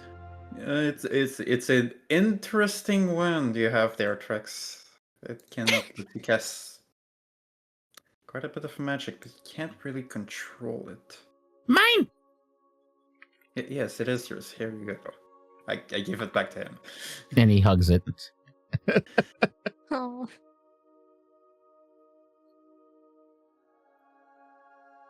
So yeah, it is for in there. anyone, Okay. for everyone's knowledge, Trex can cast magic through the wind, but it is completely random what magic will come out of the wind. oh. yeah, Maybe that we seems about reserve right. that. Yeah. When we're trying to cause chaos, we'll use it when chaos is beneficial. There you go. Yeah. Mm-hmm. Okay. Do you guys bed in for the night? Yeah. Mm-hmm. Okay. I and- guess I doze off watching Jin. And you guys were gonna, I'm assuming, heading on to Caer Dineval and then Caer Konig. Did you guys want to fast travel all the way to Caer Konig, or did you guys want to stop in Caer Dineval along the way? Yes. I don't mind either way, so up to everybody else. We did want to stop. We haven't had our plan yet for going in because it is going to be a trap. So Yeah, which is, I was gonna say, I kind of want to enter Caer Konig in like the morning / afternoon for exactly that reason. So maybe sleeping in Caer Dineval might be smart. Yeah, I mean, it's a 10.5-hour walk from Bryn Shander to Caer Dineval. So that would be the whole day pretty much. So if you left in the morning, you know, if you left at like 8 o'clock in the morning, you'd get to Caer Dineval at 6 p.m. So then you would be, you know, sleeping in Caer Dineval overnight again. And then from Caer Dineval to Caer Konig is only 2 hours. So you could arrive in Caer Konig whatever time you wanted, depending on when you leave Caer Dineval. So either way, it would be another night, as you would be spending the night in Caer Dineval, unless you wanted to trek all the way through the night into Caer Konig. Yeah, that's another night that they have Owl, though. Yeah, because again, theoretically, if you leave at 8 a.m., you could arrive in Caer Konig by 8 p.m. So it's 12 hours. So you could do it in one day, all the way to Caer Konig. But if you wanted to stop in Caer Dineval and spend a night, you could do that as well. I say we stop at Caer Dineval just to be a little bit more prepared. But Yeah, the only other thing is just time-wise, we don't know what they're getting Yeah. up to with that extra night on their hands. And just to remind you, you did have one other quest in one of these cares. The owner of the Northlook here in Bryn Shander, she was sending you, her son was missing, and she told you guys that yes, that's right. that they took him to a castle. So it's either in Caer Dineval or Caer Konig. She doesn't know which one. Cora's son. Yep. But that's again, that's something, just a point of reference that this is something else in the area. Doesn't mean you have to do that now or anything like that. Well, it's worthy looking into. Mm-hmm. Well, we're there, definitely. Mm-hmm. Okay, so so we will then put you guys to sleep, and then you'll arrive the next evening in Caer Dineval. Before we do that, though, it's 6:50. Let's take a bio break and come back at 7. And then we will start back at 7 as you guys arrive in Caer Dineval the next evening. Okay. All right. So we are back. Okay. So now it is about 8 p.m. of the following evening. Amaranth took a long rest. I don't think any of you, I mean, I know Natasha used some stuff. So if you want to take a long rest to recuperate, Natasha, go ahead. But I don't think anyone else used anything I'll click for the that. button. I like clicking. Yeah, it never buttons. hurts. Never hurts. Mm-hmm. Just in case you forget something. Eyes of Night. There you go. And yeah, so you guys arrive in Caer Dineval. And let me get my little noties out here for Caer Dineval. All right, so as you arrive, being people, especially those who've been around the 10 towns, you kind of know about Caer Dineval in general. You know that in generations past, travelers to Caer Dineval had to follow the rocky shore of Lake of Loch Dinishar until several hours they spied a small fortress, or the Caer, which the town is named, which is up here at the top of the hill, jutting up from the prominence where it overlooks the lake. A ferry out of East Haven made the arduous trek unnecessary for merchants and other travelers, but the ferry was discontinued 2 months ago, cutting off Caer Dineval and its eastward neighborhood Caer Konig from the rest of 10 towns except by overland route. Town residents are kind of furious that the ferry service has stopped, mainly because they have not received deliveries of mead from the town of Goodmead, and the taverns have run dry. Honey mead from Goodmead is the most popular drink in 10 towns, if you guys aren't aware. And if things weren't bad enough, the town harbor has frozen over. And you kind of heard this as you're coming in. The town speaker, Kranich Seaver, has taken to his bed and is apparently too sick to make public appearances or press the council speakers to get the ferry from East Haven running again. So that's what you guys know about Caer Dineval as you enter the town. And again, it's mostly, just residents living here, and you have the docks at the bottom. The uphill climb is the most well-known tavern and inn up at the top. So if you want to make your way there, you can. I will say, as you guys are walking along, Natasha, give me a perception check. Very low DC, DC 5.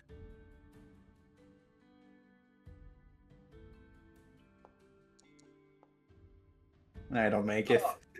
No. All right. Actually, I will say because you have the side crystal, you have advantage. So roll it again. You cut out for a moment. I say because of the side crystal and stuff going on right now in your mind, you're actually quite aware to things. So go ahead and roll it again, so you have advantage. There we go. Big money. And if you would have rolled it bad again, I would say Natasha dies instantly. Make a new character because this is horrible. No. Anyway, Oh no. Yo, No. in jest, I would not have done that. But yes. High stakes. So as you guys are kind of walking around, Trap that you just walk into. It's dead. My heart, you're dead. Right. Out of the corner of your eye, kind of in an alley, you notice a satchel. And you recognize the insignia on it. That was the insignia of your research team. Oh.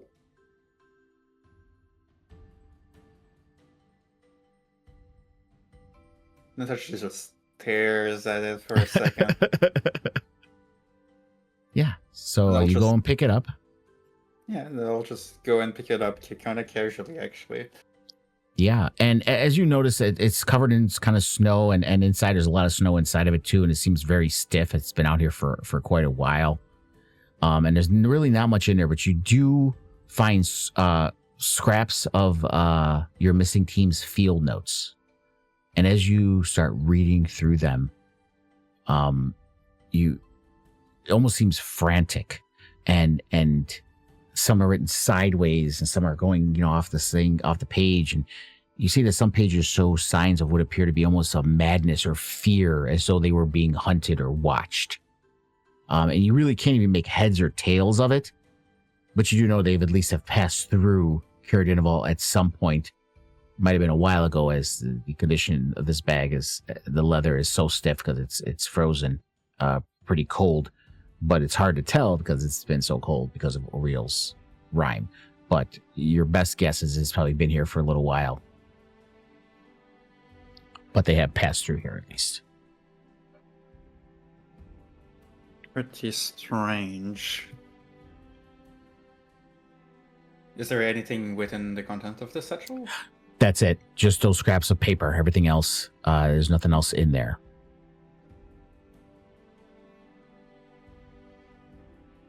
All right, and you guys make your way up, and you are going to come to the uphill climb. Let's get your tokens on the map here. Cute name.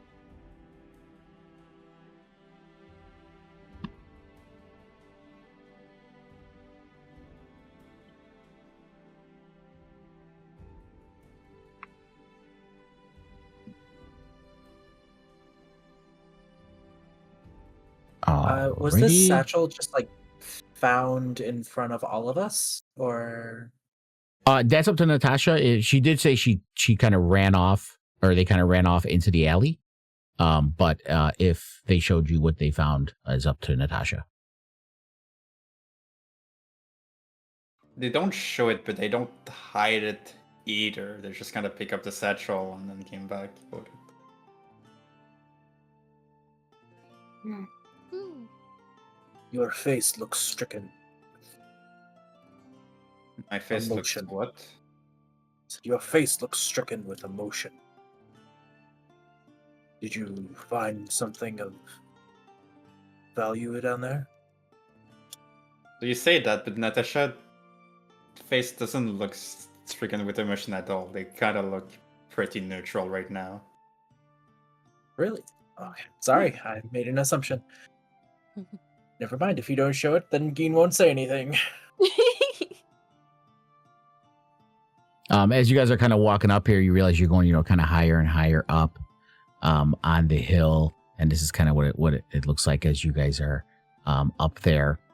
Ooh. And you when you notice that with it being situated northwest of the Care, it offers a spectacular view of the lake and the frozen docks. And you kind of smell the smell of hot chowder coming out from the inside. Yeah.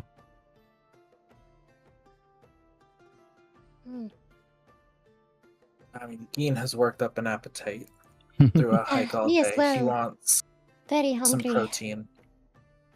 Yeah, so it seems like a very pretty large inn compared to some of the other ones you've been into. You do see a rugged middle-aged man behind a counter serving chowder and drinks. Well met. Well met. Welcome to the uphill climb. I'm Rourke, proprietor. How can I help you? Jin, what are you hungry for? Do you eat your favorite meals, perhaps? Yes, I do eat. I'm sorry, Canon's think- not my first language. What is your favorite meal to eat?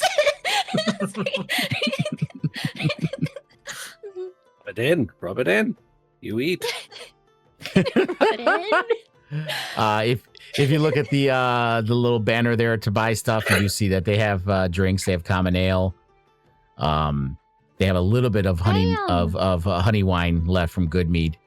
And to eat, they do have knucklehead stew and hard wheat loaf, dark hard wheat loaf as well, and fresh ham. And their shots, the shots that they have here is kind of a delicacy in the 10 towns. It's tequila shots. That's what they have for shots. Oh. Yes, I would assuming- like Oh, sorry. 2 servings of the chowder and a shot of tequila. Oh. Coming right up, Because- sir. Because that's gonna mix so well. So well. Fish and tequila, yeah. Yeah. Oh Um, yeah. No. You can purchase those right out of that banner right there. Oh, that's right. I have to pull up the extra. Oh yeah, if you don't Thing see the to get the banners, you banner gotta to show up. open a pin. Yeah, once you do it once, it should stay on all the time. But yeah, you Damn. gotta turn on that pin. If no one else sees that green banner right here, go to your journal notes and hit that little pin so they show up. But truly, he ordered tequila just because it looked like the most alcoholic content item on the menu. Yeah, it is a shot. And He slams a shot down for you. You see him pull out the bottle and he just pours it in the shot glass for you. a single gulp slams the glass back down on the table. No expression on his face. Go ahead and drink. Go ahead and drink it. I think that might do the inebriation. Give it a try. Also, Go I'm on gonna buy 2 of those. He's eating double. Oh. I'm gonna try their knucklehead stew, but given Yeah. their fishing situation, it might not be as good as Bryn Shander. Aha! Aha, there we go. So it says you must make a DC 12 See? Constitution throw to avoid inebriation. Mm. Yep. So you thought Wait, it wasn't going to do nothing to you, but you realize it's a lot stronger tequila than you thought. He plays it off so cool. He's so cool about being intoxicated right now, and definitely isn't showing it at all. He's showing it a lot. I'm gonna. Jen. Yeah. How is the tequila? It looks. It very is strong. incredible. can smell I it would from like here. another. Oh, And it does tell This you is your us. amount. So it shows you as tipsy. So there's tipsy, He's just drunk, gonna, like- wasted, and incapacitated. Good. I will get some of the honey mead Okay. and see how that goes. You only live Definitely once. a most Expensive. favored drink of Yeah. the 10 towns. Let's see. So it has to be good. Okay. Here we go. I got this. I'll be Unfortunately, fine. I only have a little bit left because of that. This cursed winter has closed East Haven Ferry, and I'm running drastically low on my honey wine. It's the best seller here. Oh, It is the best thing I've ever tasted in my entire life. Oh my goodness. And Seraphina's tipsy. And I'm enjoying some stew. We're just pals, tipsy at the bar. Yep. Yeah. Mhm. It looks like you're having fun. Ah, Natasha, this honey mead, it is so delicious. I'm a little confused as to like what's in it, but it's good. They don't have much left though. It's very sad. Your voice is so flat as you say that. Come, drink. Oh. I keep sipping on it. Mm.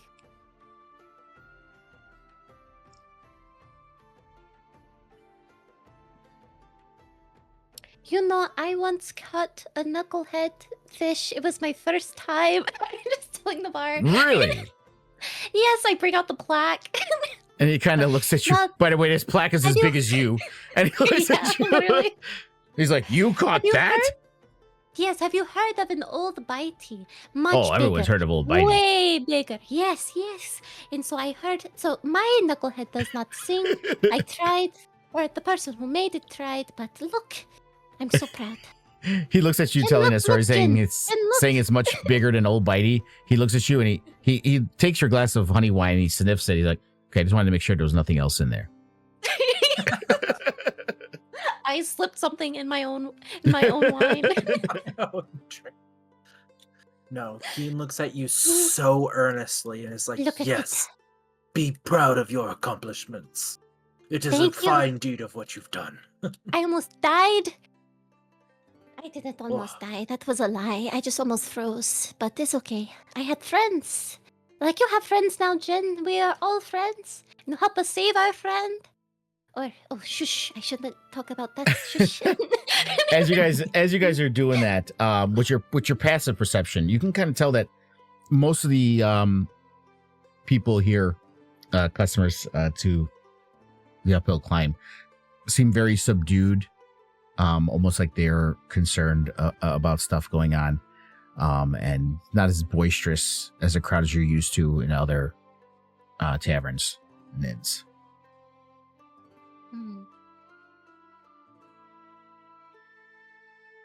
Well, that's good, sir. Just speak to the person sitting next to me. I see. There is some solemn air tonight. Would there be any reason other than oral? Well, Darkness?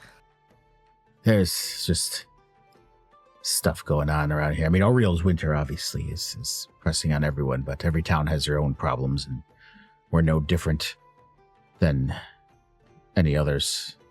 Krennic Seaver obviously has been ill and hasn't come out, and he just kind of stops talking for a minute. Give me a perception check, Zerfine. Tipsy, you're still fine. You're not at a disadvantage yet. Oh, okay. Okay. Yeah. All right. Perception. Oh, wait a By minute. the way that Oh yeah, you're tipsy. Yeah, you're not drunk.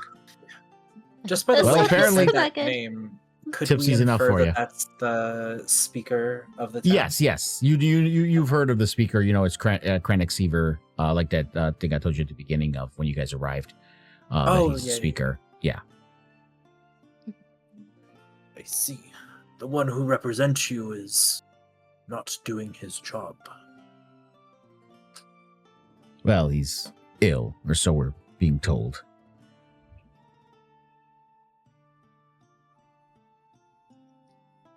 Well, simply be tougher then.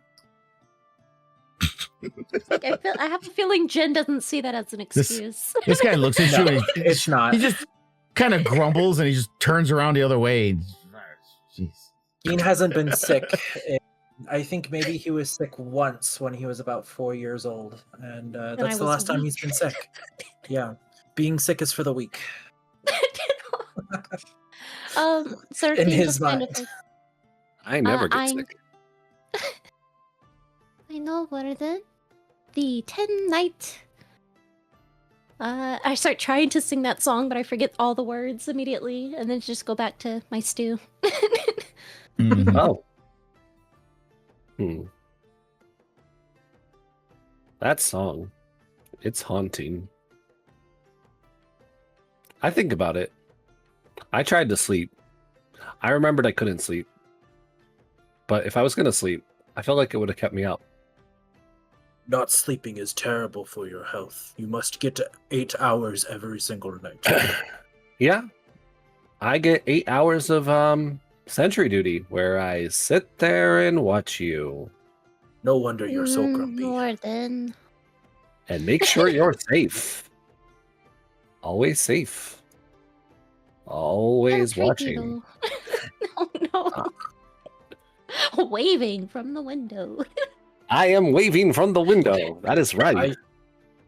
I appreciate your offer for watch, but I can watch myself. You cannot watch yourself while you are sleeping. That is in fact false. Said I don't know much. I know a bit. As you guys are talking, this woman kind of looking at you guys. She kind of walks up and she walks up to Amaranth, and she looks at her. She's like, "Oh, fairy, would your name happen to be Amaranth?" Who wants to know? Well, I don't really want to know. Someone left something for someone named Amaranth. He said it was a fairy, and we don't see many. But if that's not you, I'll just wait and see if I find her.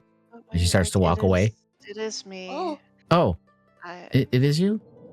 the person who left it is probably no friend of mine, but still, I should see what it is. Seemed very unassuming. It was a very pleasant little halfling. And he said that if you It's see a fairy named that's not Amaranth ominous to at give her this. It- okay. And he I look pulls out around. she just pulls out a little wooden box. And it's got a wax seal on it. She goes, the seal's still on there. I didn't open it. He told me just to hand it to you, so he paid me a silver piece, so Yeah, you see Amaranth's face go like as white as the snow. yeah. And she walks away, and the wax seal, you see it has the thistledown seal on it. Yeah, I go over to Warden and I show him the box and I say, Warden, I think maybe since you're the one who doesn't get emotional, that maybe you're the one who should open this and see if it contains a finger from Al. Oh, Why will it contain the Well, finger? is there a reason why it would contain a finger from Al? Do you have some suspicions? It's just an MO of a certain person I used will to open this know. immediately. Oh, jeez. Is I Al would take prone the to lose finger. his fingers? Is that a thing that you are known to do? Has In happened. I case would you take in case you didn't remember or didn't see it, Moby, they No, at the end I of the recall. battle. Oh, okay. I Natasha just hasn't want to make shown that sure. finger to anyone. Okay. Well, Oh yeah, that's right. Ooh. Natasha did not share this, so That's right. That's That's- right. That's right. I, the player, clearly recall. Warden did not see this happen, so Ooh. he will open. Whoa, shit! Hey, 1 second. I just have to check on something real quick. I heard a really loud thump. That's okay. Go ahead, check it out. I do not- So that would mean that Amaranth technically wouldn't know that it was a finger found either. Natasha, you didn't show it to anyone, right? No, Nope. Amaranth doesn't know that, but I mean, Yeah. Lord Thistledown was particularly cruel. She doesn't know. Right, I am back. I'm back. You know. My cat knocked over a table. Oh, jeez. He's kind of a lovable dumbass. Yeah. So Warden will open this box. For the box is sealed by a seal. Also, Yeah, right? it's got a wax. Yeah, it's got a wax seal on there. Warden looks at the seal for a moment. Is it noble in nature, like the seal, the insignia? Oh, well, Amaranth recognizes it as the Baron Thistledown's seal, the same one that was on the letter she got. She's the only one who Right, really it's- knows what the symbol is. It looks like the Fey letter T surrounded by a bunch of briars. Warden will say, I remember seals like this. Not this seal, but I had a seal once. No? Yeah, yes. I'm opening now. Opens the box. Okay. As you break the seal and you pop it, and there inside you see what appears to be a severed bloody tip of a halfling's ear, and a note also in there that's in a language you can't recognize. Emma, if you're looking at it, you'll see that's in Thistle script. Okay, I'm assuming I can read it. Yes, you can read it. Will unravel the letter and start not reading it, but reciting the Thistle script in the best that possible way he can. He doesn't understand the words, but he's just be quietly whisper them as if he could understand the words. Like someone who only speaks English trying to read Norwegian aloud or something. Yeah, like that. exactly that. Yes, 100% that. Exactly. Thistle, so- thistle, thistle, thistle. I whistle, have accent like whistle, an angel warden, but perhaps you should give that to me. Oh, yes. I do not understand any of the words I just said. Yes. How was my pronunciation? Perfect. Spot on. But, Wonderful. maybe don't randomly read notes in front of others. They might get jealous and angry. Oh. Warden, do you pull out the halfling ear tip and show it to anyone or anything, or you just leave it in a box? I after I take the letter out, I then see the ear and I will pick it up. God, fuck me. Because I just know this is what he would do. Picks it up and just holds it up as if like he had a singular monocle on, and he just like looks at it as if like a jeweler looking at a jewel. It's No. like, ah, No. this I have toy parts, but this Put is it Al down. parts. Al is now in parts. Are they selling Al parts? Put This it is down. not They're not I am not okay. I will put down now. Don't worry, Warden. We will find Al before he is in Who more is parts. selling Al parts? It's not a sale thing. It's a threat thing. Oh, why? Yes. This Why man are they wishes to threatening intimidate Al? us. Oh, they are trying to scare us? They're trying to torture me, and it's working. But they know that we would be here. Ugh. Feels more like they're Uh, torturing all, but sure. Where is Do not be where selfish. where is This Al is now? not just about you. This is about We will find him, but we don't know yet. It's like the world's worst game of hide and go seek. I am writing him letters and I send them and they come back address unknown. We will find out. You know, just hang on to your letters for now. Al will certainly get to read them soon. I hope. I write you guys letters, but you guys have never asked for any. Oh, Al asked sure. about letters. Yeah. I'm sorry, Warden. I can read your letters if you'd like. If you want to write some to me too. I would, but I feel like that's not important for some reason. Something inside of me is saying that's not the most important. Something keeps telling me Al is more important than my feelings about my letters. And I should focus Okay. on the Al part. Probably, yes. But I do want to write you guys letters. Even though we walk in the same camp. That's kind of Well, weird thank in you, my Warden. head for some reason. What But do you Al mean? said it was important. Writing to- letters is an incredible exercise. Oh, okay. Well, if it's an incredible exercise, I will do it because exercise is important and you get strong. I believe that was a quote by Jin at some point while we were traveling. Oh, I don't. Please that stop does calling sound me familiar. Jin. I am Gin. Oh, Gin. Gin. Well, it's you Gin. know, Gin. I'm trying.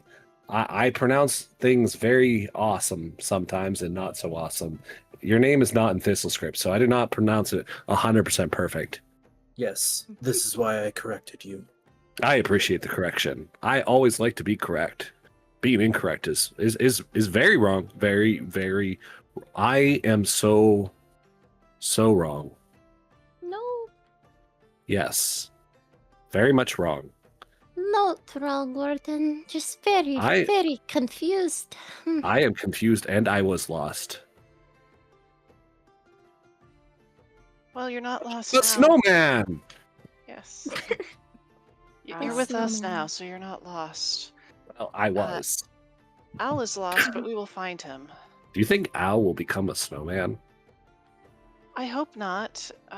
It's okay for But- you because you're made of metal, but Al will Al become like is me. not. But should we be concerned? They knew, even though they knew that we are on their path. Well, there's only know a few we knew places it was we a- could go. True, but There's only 10 towns. there's many ways to get to Kerkondek. How did they know we would be stopping here?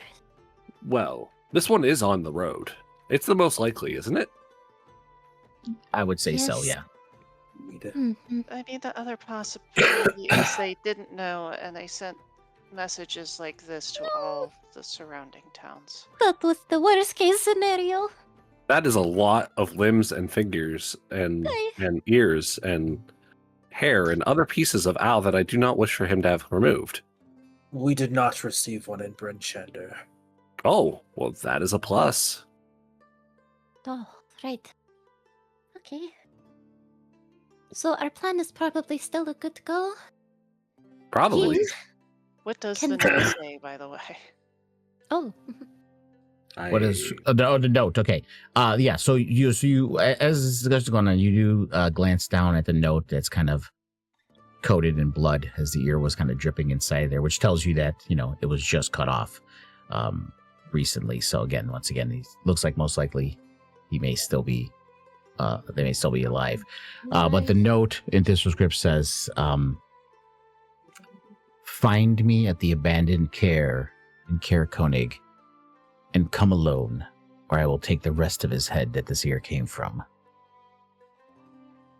I look at the party and I say, I tell them what it says, and I say, I just start crying, and I'm like, it's my fault, and no.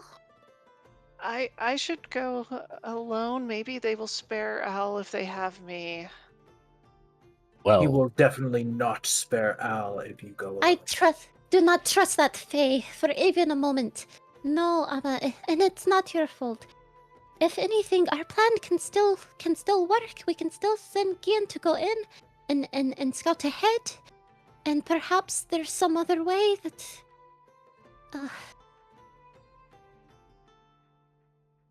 I do not see another way right now, although honestly I can't see much past. I will Okay. also say, I am very dexterous, but I am not built for stealth. Hmm. Yeah, I doubt that all of you could sneak in unseen. The only other option would be to drive them out to some place that we are. Like if I could sneak in and literally start a fire, maybe they would leave, but maybe they would slit Al's throat on the way out. This man seems to want to cause pain, not make a deal. Yeah. Hmm. I mean, maybe we could fake my death. Maybe they would let Al go if they thought I was actually dead. I mean, I faked None my of- death before. It What if usually we- sticks for a while. And it didn't work. there are ways that we could, actually fake your death. Oh? Very convincingly.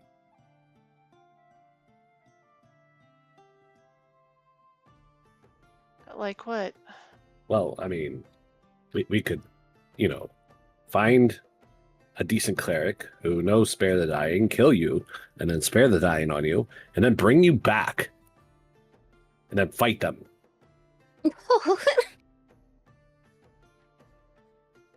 Okay, I guess that's a plan if you want to, like. I don't deliver- like this plan. It if you want to involves kill hurting me you. and deliver Wait. my sort of dead body to them and see if they'll give you Al and then revive and fight. I have an idea that's better than that idea. Hear me out. Are you willing to part with your current head? Not your head, Oh. the one that you carry around and is your boyfriend. That's Celine's Oh, head. do you have a Celine. head? Oh, God damn Celine. it. Celine, are you willing to What is part with Celine's your head? boyfriend's head? Temporarily. No. With the conviction that we will get you Next a new question. head from the other guy that is the Fae. That wasn't her boyfriend. You're not paying attention. What? Wait, what? No, the Has Fae to be guy. her boyfriend. Yeah, we'll kill that guy. That will be her new boyfriend. No, before he's dead. Oh my god.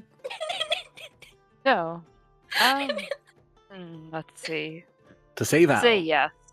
Okay. We will Ooh. dress that head up to look like Amaranth. Ow.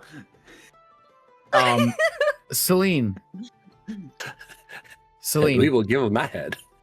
as they're talking to you, in your head, but it sounds like a voice. So it doesn't feel like it's someone talking to you. It sounds like someone's talking to you. You hear, "Don't give me away." Oh no. Oh my Don't worry. God. We will get your head back.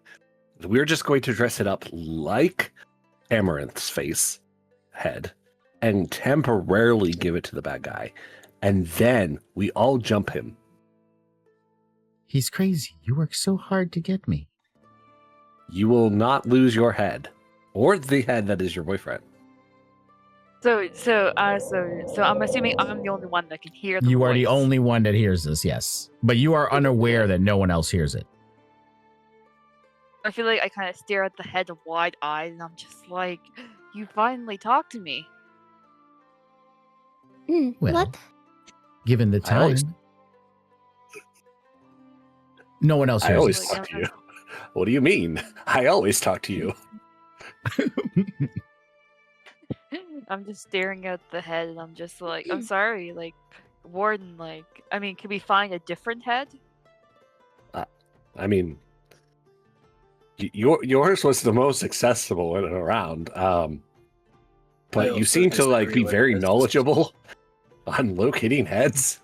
So this idea is completely applicable to other heads that do exist out there. I assure you. I mean, I I feel also like it'd be more disagree with this. convincing if we got a different head, because I my don't head's know. kind of gross right now. Oh, okay. But maybe we could jump somebody and just take their head. No, that is bad. Those are bad. That is bad. That is bad. No, that is illegal. I don't know. I just don't know I if will that arrest plan you. would work. Why am I Maybe we could- arresting you? Well, maybe we could. maybe This- we could come up with a different plan. Um, I feel like I look at the head very sadly, and I look at my friends, and I'm like, oh, God. I'm like, you know what? I love my friends, so no, I gotta do this. So I like begrudgingly, I'm like, here's the head. I'm like, you better take good care of it. I No mean, you one don't will- have to give it over to me now. Like we No one will have love to you decorate like it I first. have. Wait, you will love you like I. I also disagree with this plan. What is wrong with this plan? It is a cheap trick. I don't know if it will work on a fae. I mean, You are it starting to get probably glances won't. from other people in at the tavern at this moment. Oh, by the way. perhaps we should find a room to discuss No. this. No one said it would work. I don't even think it'll work. But it's a plan that doesn't involve Amaranth being immediately in danger. Yes. If anyone has an alternative to her not being immediately in danger and why we are there without her while she is hiding, Mm. I am open. I am all, well, I'm not. I say this and it's a metaphor because I've learned what that is now. Yes, I we am under- all ears. Gordon have ears? He has Owl's ear. Yes, I have Owl's ear. Oh no. See? What's in the box? I- Ah, what's in the box? Is Warden the type of box? person to now What's in put the the ear on box? his own head is the question. Oh dear, it I- is I like just the don't- tip though. It's not like the entire. Just the No, tip. no, Yes, no, no, it's no, just the no, tip of no. his halfling ear, yes, not the whole Oh, ear. okay, No, okay, not the no, whole ear. no. All right. Mm-mm. Buddy. Yeah, I Yes? have no way to disguise myself. I know that there's one ability of the Fae, but there's no I- way for us to go in undercover, as to say.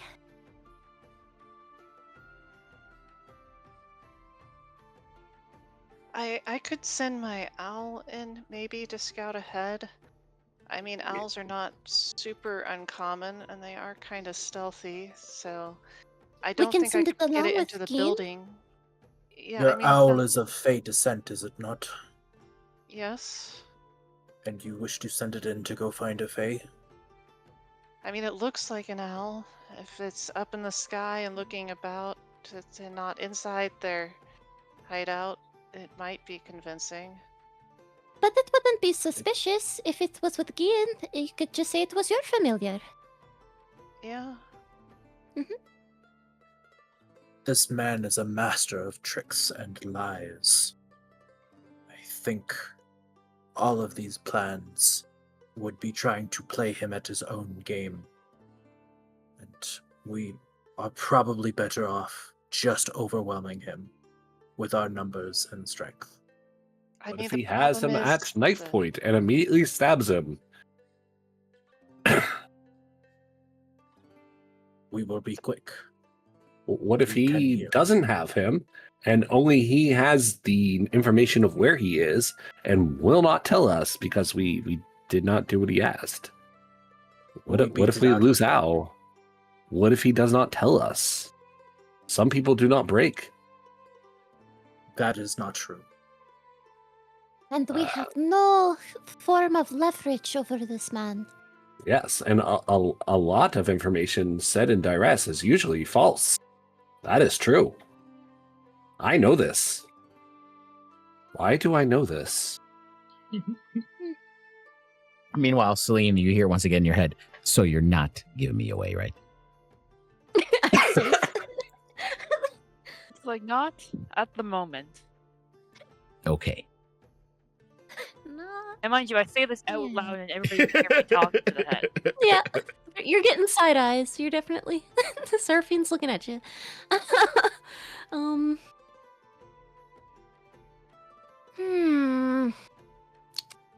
He wants you to meet him alone.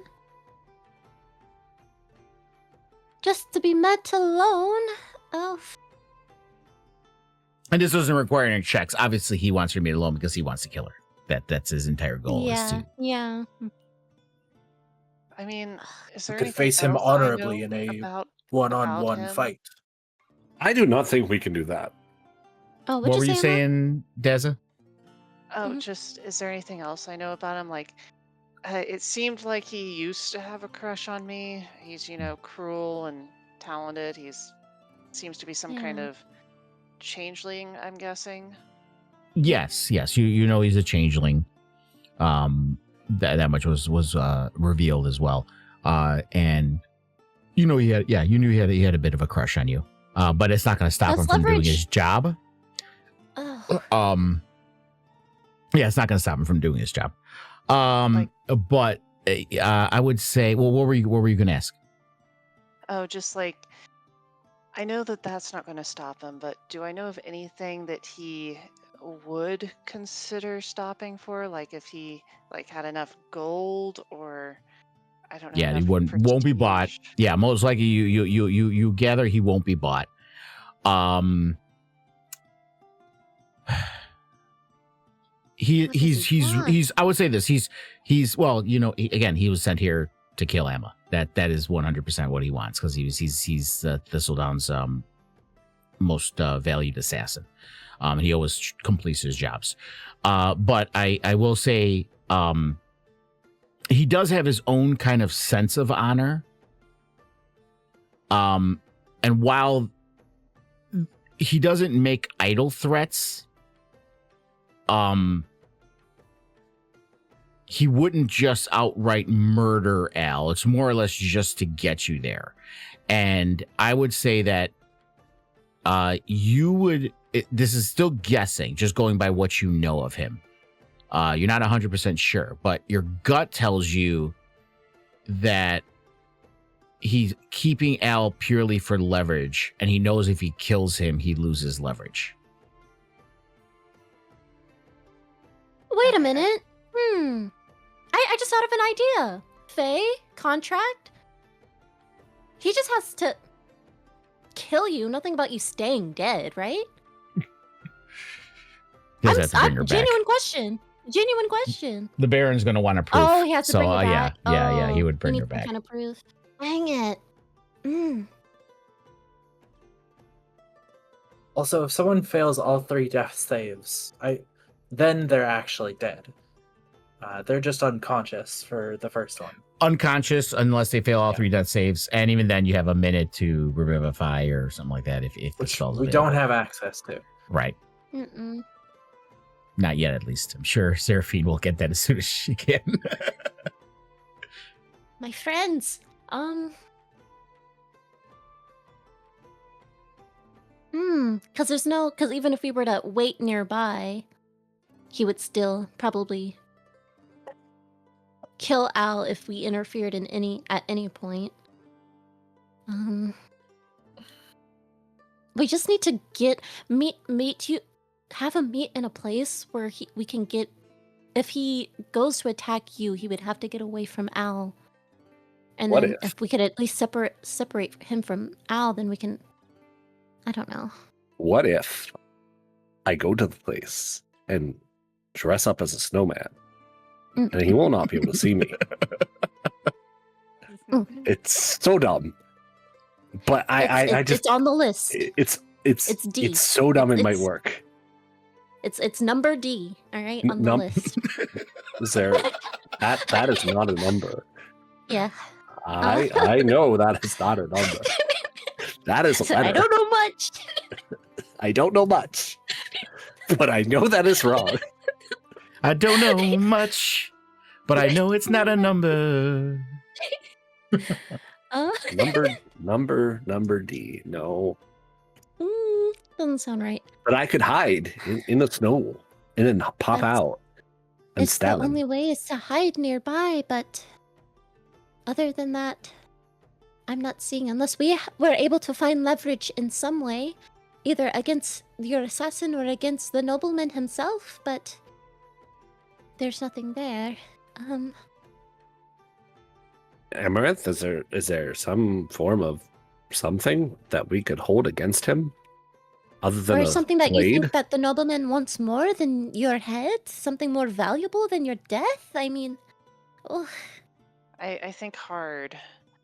And I'm like, I don't think there is Lunga. But if you want me to No, there roll would. for Yeah, it. no. There, yeah, What- I would say that there wouldn't, especially the Baron. And again, everything with Alistair is his thing is about completed. It's not that he wants Amma dead, but he's dedicated to his craft and his reputation. So if that's the job he was sent to do, he will complete it.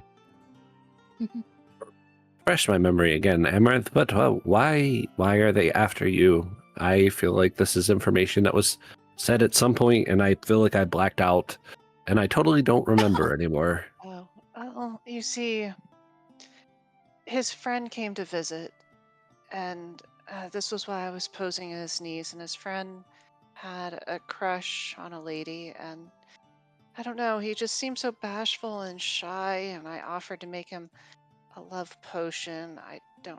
I mean, they don't exist really, but I thought that if I told him and gave it to him, it'd boost his confidence, and then he'd actually be able to, say what he wanted to say. But I did find a book of potions in the house, and I thought, okay, I'll make one of them, make it look convincing. I wasn't paying too much attention. I picked one that looked pretty in pink, and it was a displacer beast attractant. And yeah, the Baron was known for his fine pack of displacer beasts. Yeah, Oh. perfect. It did work. I brewed a perfectly serviceable displacer beast attractant no. gave it to his friend. You made it without looking at the she's title? like, listen, we've been through this. She didn't read the I- directions on the box. You didn't read the directions? That's the number one thing. Listen, I don't know much, Listen. but I know you read the So directions. much. Do you think he still They were wants pages. that? They were stuck together. What? Why? I didn't ask questions. Don't touch that book. I thought that it was a halitosis cure. Did he have halitosis? I can't. I don't know, but I thought it would help while wooing. Why are me. you curing what he does not have? Oh, You summoned the depletion pieces on him. Does it? It's Does he no wonder still he's want angry. that original potion? Does he still seek it? Sorry, what about the potions? Does he still want that original potion of confidence, self assurance? No, it was his friend. It wasn't Oh. the Baron himself. It was his friend and Earl. It's shameful, but his exact name escapes me right now. But I certainly remember his screams. Oh no. Well, I don't really see a way to make amends with that. yeah, no. I feel like No. you're fucked. There's just no other way of putting it. Why? Oh God. You really tried. We tried. We tried. We tried. Yeah. Oh. I do have an idea. Does it involve displacer beast potions? Because that was my next idea. No. Oh, because that would have been ironic. Amaranth enters the Yes? building alone and asks to be taken to this Lord Thistle Oh. alive Oh. to be killed in front of them. And we jumped this man as they leave the building. Oh. Oh yes, that would be a good to buy us a little bit of time. He would be so confused. He'd be intrigued. I mean, I could try. I think Lord Thistledown would probably want to see me dead in person, but the orders are also probably to kill me here because it's safer. Still, though, But- maybe. What if he just takes you and like has a spell scroll that like teleports you and them away? Oh, Could Those be. those He's that exist. They powerful? could just well, I mean, he has powerful friends. mhm. Yes. Lord that Thistledown does has exist. money, I'm sure. But if He we could- assume that that is the case, we will never beat this man. Well, I mean, we could just go into the barn or the location and beat him up, like you said. Oh, but And that I, was and, I will, risky and, I, for and, I, Al. and I and I will say this, just to give you a little above table stuff. It's an abandoned care, so it's an abandoned castle. In Caer Konig. So you'd probably get more information if you at least scope out the joint from the outside. Yes. It won't give you a lot of information about the inside, but you can at least get an idea of the size and the scope of what you're looking at when you're there. Okay, truthfully, like out of character, what I think this is, like just pure game mechanics wise, is that we are going to be entering a dungeon, clearing the dungeon, and this guy is the boss at the end of the dungeon. I mean, I guess I'm just worried about Al. Like even if we do like get the jump on him, is he going to be within range? I guess if you want to talk mechanics, within range, within the time to immediately attack Al. We don't know what situation he's in. Like we don't know what that looks like. That's what I'm worried about. The wonderful conundrums of D&D. Yeah.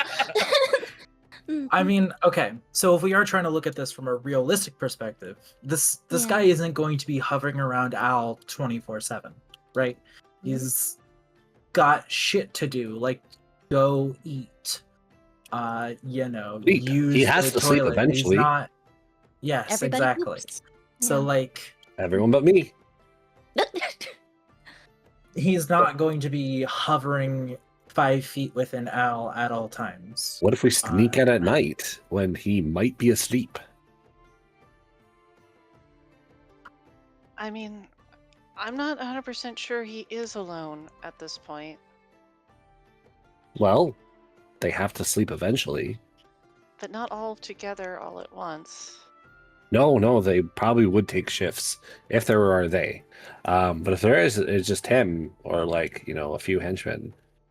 Like, who knows? We need to fact- scout. We need to get there and scout. That I that think is the fact, most like important he's thing. being held, or he's holding up in a castle. Al's probably in the dungeon of the castle Yeah. Yes. I behind think bars, so Ian, he can't escape. Yeah, I think We- Gian and the familiar being used to scout would be good, just because you guys wouldn't pick up too much, kind of like suspicion, I guess. But I know you said Amaranth you're is not also just stealthy. insanely good at stealth. Yeah, True. but if she gets caught, Yeah, +7 is not undiscoverable though. yeah. I'm just giving you guys now a 5-minute warning to the end of the session. Alright. I just think like we need more information. We need to get there and we need to scout. We cannot decide anything right now. Yeah. I agree.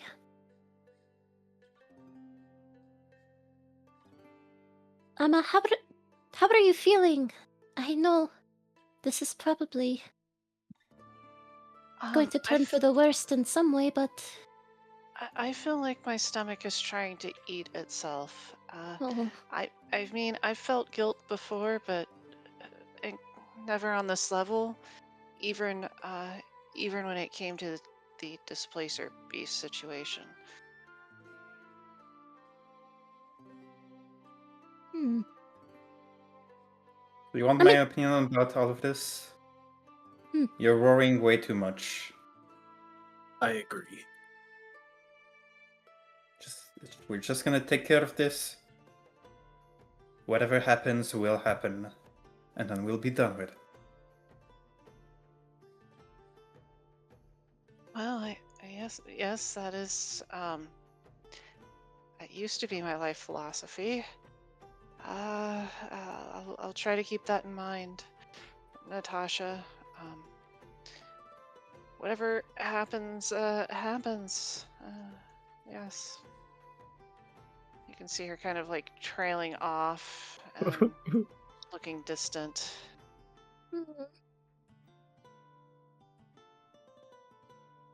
Almost making the DM feel bad for what he's doing, but it must be done.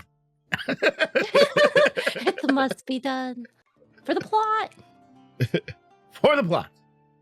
For the plot. Oh my goodness. So have we decided on a plan? No plan. Scout, then plan. Well, plan for the scouting, or are we Yes, just all yes, yes. going to scout together? I And was thinking it is in another city 2 hours away. We have to get to Care first. And then once we're at the Care, what?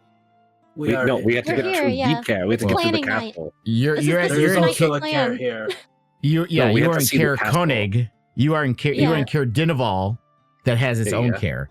But the Yeah. city that he said to meet her in is in Care Koenig, which is the city Yes, that's 2 hours away. We're not in the right Care. You guys are telling me we're in the Care. We're not in the Care. We're in the wrong Are Care. we- We have to get to the Who correct said Care. that we are in a care? We are, Are we in a looking care. for Pura's Well, we're son not while in we're a Care. here? We're in the town of the Care. Yeah, but we're in the wrong one. But the question is, does anyone care? No one cares.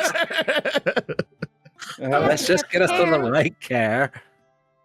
And then, once we're there, we will scout the Care. Well, before we end the session, what are you guys planning to do? Are you planning to stay here for the night, or are you trying to go to Care Dinival or Care Koenig? What Well, time is it? It is 8 p.m. at night. Oh, We're not going to Just- get there until like midnight. Well, no, it's 2 hours maybe away. like If you 10. left now, it'd be 10. Yeah.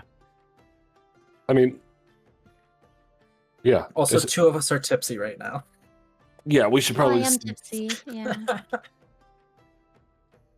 Yeah. So as you if you guys are thinking of staying, Rourke kind of looks at you, and he kind of glances left and right. He's like, yeah, my I'm booked up. I have no rooms. There's no rooms. I don't have any rooms. We're kind of full up. Maybe you can go up to the Care. I not to confuse you guys, because you've been talking a lot about a lot of cares, but our Care. Maybe you can go up to the Care and see if they have rooms. But I'm fully booked. Yeah, let's go do that, I guess. Okay. You guys can give me a I- perception check. Yeah. Could I make a Perception. Or quick insight, sorry. on this guy? Yeah, I was Insight, going to yes. say Oh, yeah. insight. That's what I meant. Yeah, I misspoke. But can it be perception? That's better for me. I have Warden not a sees care in the world. Not a care in the I world. I only ask because that Ah. guy's been here before. So. You did pretty good, Amaranth, with insight. So, Amaranth and Zeraphine, both of you, you're instantly, you're kind of like, wait, this guy is like really nervous for some reason. He doesn't seem like he has malintent. But your impression is that your impression is that his rooms aren't full, but he wants you to go to the care for some reason. Again, it's not like he has malintent, but like he wants you to go to the care rather than staying here. So Okay. Amaranth is probably just going to call him on it, and she looks at him and says, "Don't Wait. try." Before she does that, I'll interrupt in Sylvan. Oh, go for it. Go ahead. Not sure why, but he doesn't seem to have malintent. Maybe this advice is advice, and I kind of give an eye. Okay. But I don't. It's Yeah, just a Amaranth hunch. hesitates. You have the higher insight. I think that maybe this is a question we can answer next week. week. Yeah. Yeah, if you guys want to pick this up next week, that's good. We will do that then. So we will stop here.